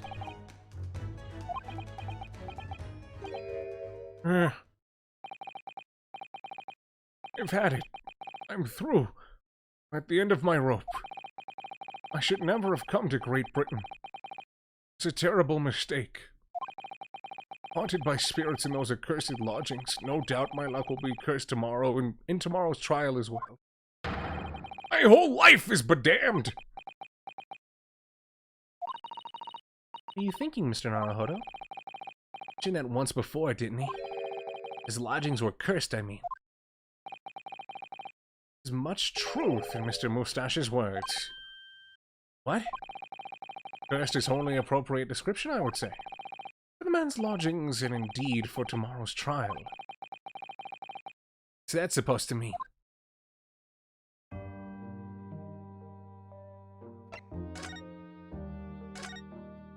Why do you think the trial is cursed? Natsume, what did you mean by what you just said now? About the trial tomorrow being cursed. No! Why are you looking so grave? It's making me nervous. I was just getting carried away, that's all. I didn't mean anything by it. Oh, I see. It's really agitated him. You don't mean the trial really is cursed somehow?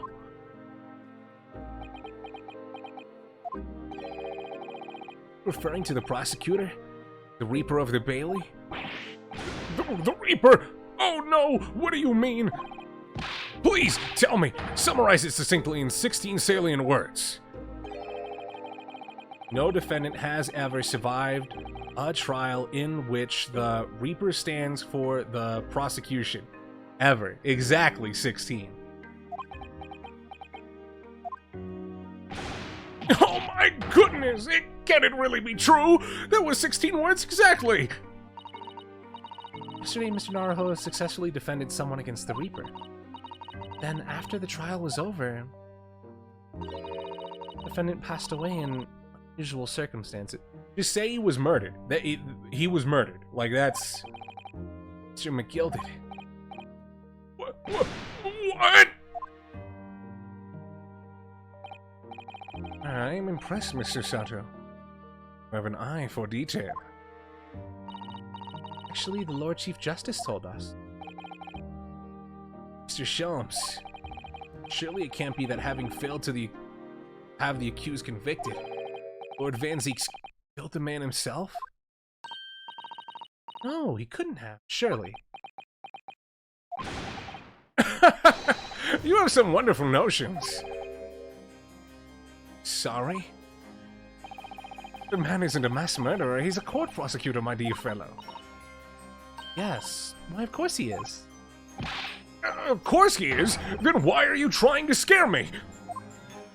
It would be said, however, that the real truth about the man is even more terrifying than your hypothesis. That man is shook back there. Dog, imagine you were going to court and your lawyer says, hey, look, man, even if I get you off about the murder, the prosecutor's still gonna fucking murder you.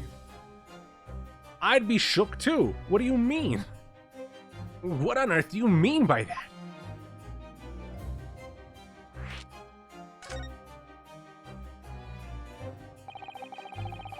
Van Zieks is quite an exceptional man. However, in London courts of law, exceptional does not equate to winning every case without exception. That's good! Ozaki looks like he's going to cry tears of joy. As you are no doubt aware, in British criminal trial there is both a judge and a jury. The judge officiates based on the letter of the law, whilst the jury prefers public opinion and common sense. It is an excellent system whereby the defendant's guilt is considered from several points of view. However, public opinion in particular is somewhat easily manipulated. Right.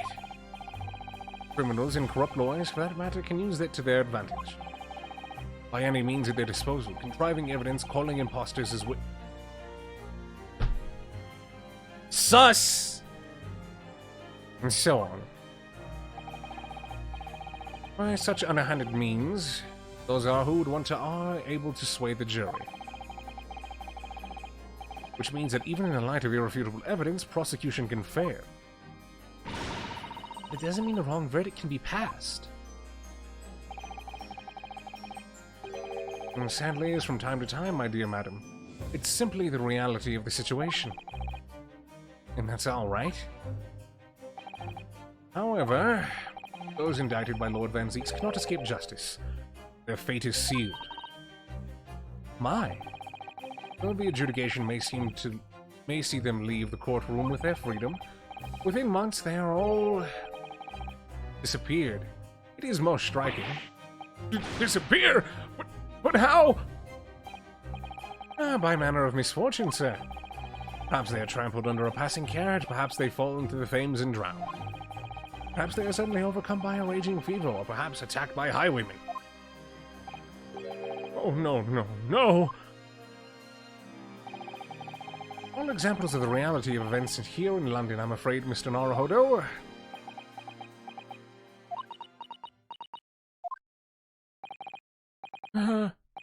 do it. I'm a dead dodo done for doomed!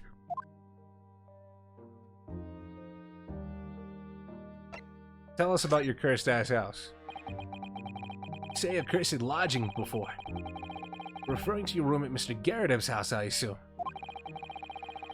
You say that you believe the place is cursed. It's been a year since I came to Great Britain. I'd only been in London a week before I started to notice strange feelings in myself. Didn't take long then. Everywhere I looked, there were foreign faces staring at me, laughing behind my back. I was sure people were talking about me. I started to become nervous about going outside. They were always staring at me, all the time, from dawn till dusk. So I shut myself away in my room. And that didn't help. The fear wouldn't go away. You must have been very lonely, having been away from your homeland for such a long time. I've had to move a number of times, most recently to that room on Briar Road. A week ago now. Now, why did you choose there? It seems a little inconvenient. The rent is cheap. So little money, it appealed to me straight away. Of course, I asked why it was so affordable. The landlord just simply simpered and said, "The room is cursed." Oops. He quickly tried to cover his mistake, but I was too late. So I told him, "If you have something to say, then say it. But if not, don't mention it in the first place." Yeah, very well said. But it was true. It was all true. You mean the room really is cursed then? Ever since I moved into that windowless hellhole, my sleep has been plagued with nightmares. I wake feeling those I'm being choked to death. And in my waking hours, people are stabbed in front of me as I walk down the street. I'm branded a killer, thrown in prison. Nobody wants to know me. I'm surrounded by scary, sinister spirits. If only there was someone, just one person on my side. Didn't no one find it in his or her heart to believe me? Really? No one at all? In front of my very self? Someone to defend me. To believe. Yes, to believe.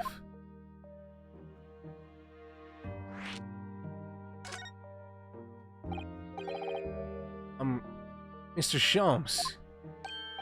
Ah, me, Mr. Naruhodo. Pray, what can I do for you? It's about the case on the SS Burya. You recall. The Burya. Ah, yes, that case. The one with the snake. Well, yeah. At the time, I was the suspect, but you believed in me and listened to my side of the story. You helped us to investigate. I did. Did I? Interesting. What I want to know is, why? Why did you believe me? I see, yes. You mean... because you are a grimly dressed, shady Eastern fellow found within the victim of a locked room. Found with the victim in a locked room. Well, if you like, yes. I'm a little surprised that the answer requires explanation, my dear fellow. It's quite simple, really. You said I didn't do it. But I could have been lying. Surely you must have had your doubts. You must have suspected me a little. I think perhaps you may have misunderstood. Either recall believing in you, or that which you were telling me. What? You see, the only things I believe in are those I choose to believe in. What? What do you mean, Mr. Sholmes? I make up my own mind about what is to be believed and what is not. If I should like to believe in something, I do. Circumstances can hang as far as I'm concerned. But I could have betrayed your trust. In that case, I should have made an elementary error of judgment, nothing more. Betrayal of trust is an overused excuse, in my opinion. Meaning, whether or not one should trust another is in the final analysis down to oneself. It is a matter of whether or not one can trust oneself. Yes, he's right! He's right, locum student Mr. Naruhodo Esquire! Whether or not I can believe myself Defense lawyer is only good as his faith in his client. That comes down to how much faith he has in himself.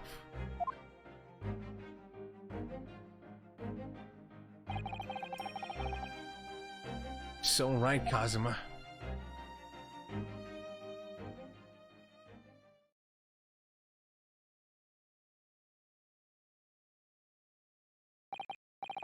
Well, my dear fellows, it is time we were leaving, I believe. Ready? Visiting hours are over. The guard will be here shortly to escort us out. There is a restaurant near here that serves excellent trout. Would you care to join me? Here, there is never enough time, is there?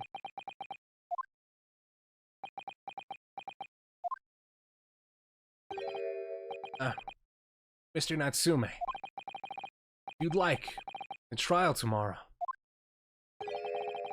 Be happy to represent you.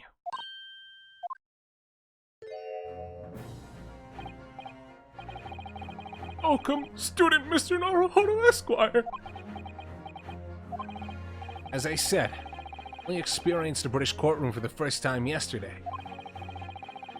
And although the man I was representing was found not guilty, I lost sight of something crucial. Something crucial? What to believe in? The defendant, justice, or the truth? How to believe, even. But I think I finally worked it out. I've decided I must believe in myself above all else. Trust my instincts. Yes, Mr. Naruhodo. And my instincts are telling me that you, Mr. Natsume, are innocent of this crime. It's imperative that we prove that in court. Welcome, student Mr. Naruhodo Esquire. Fight for your innocence until the bitter end, with every weapon available to me. So I hope you'll permit me to represent you tomorrow.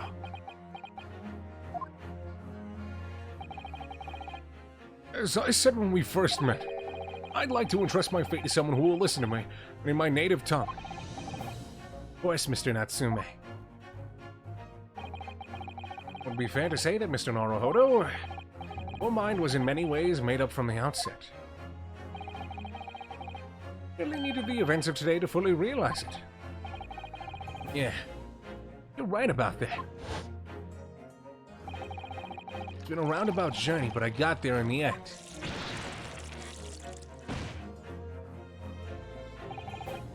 Susato. Yes? Would you be willing to stand by my side tomorrow and help me in court? Absolutely. As I said this morning, you may consider me personal judicial assistant. So no! It feels like there's gonna be a TBC here.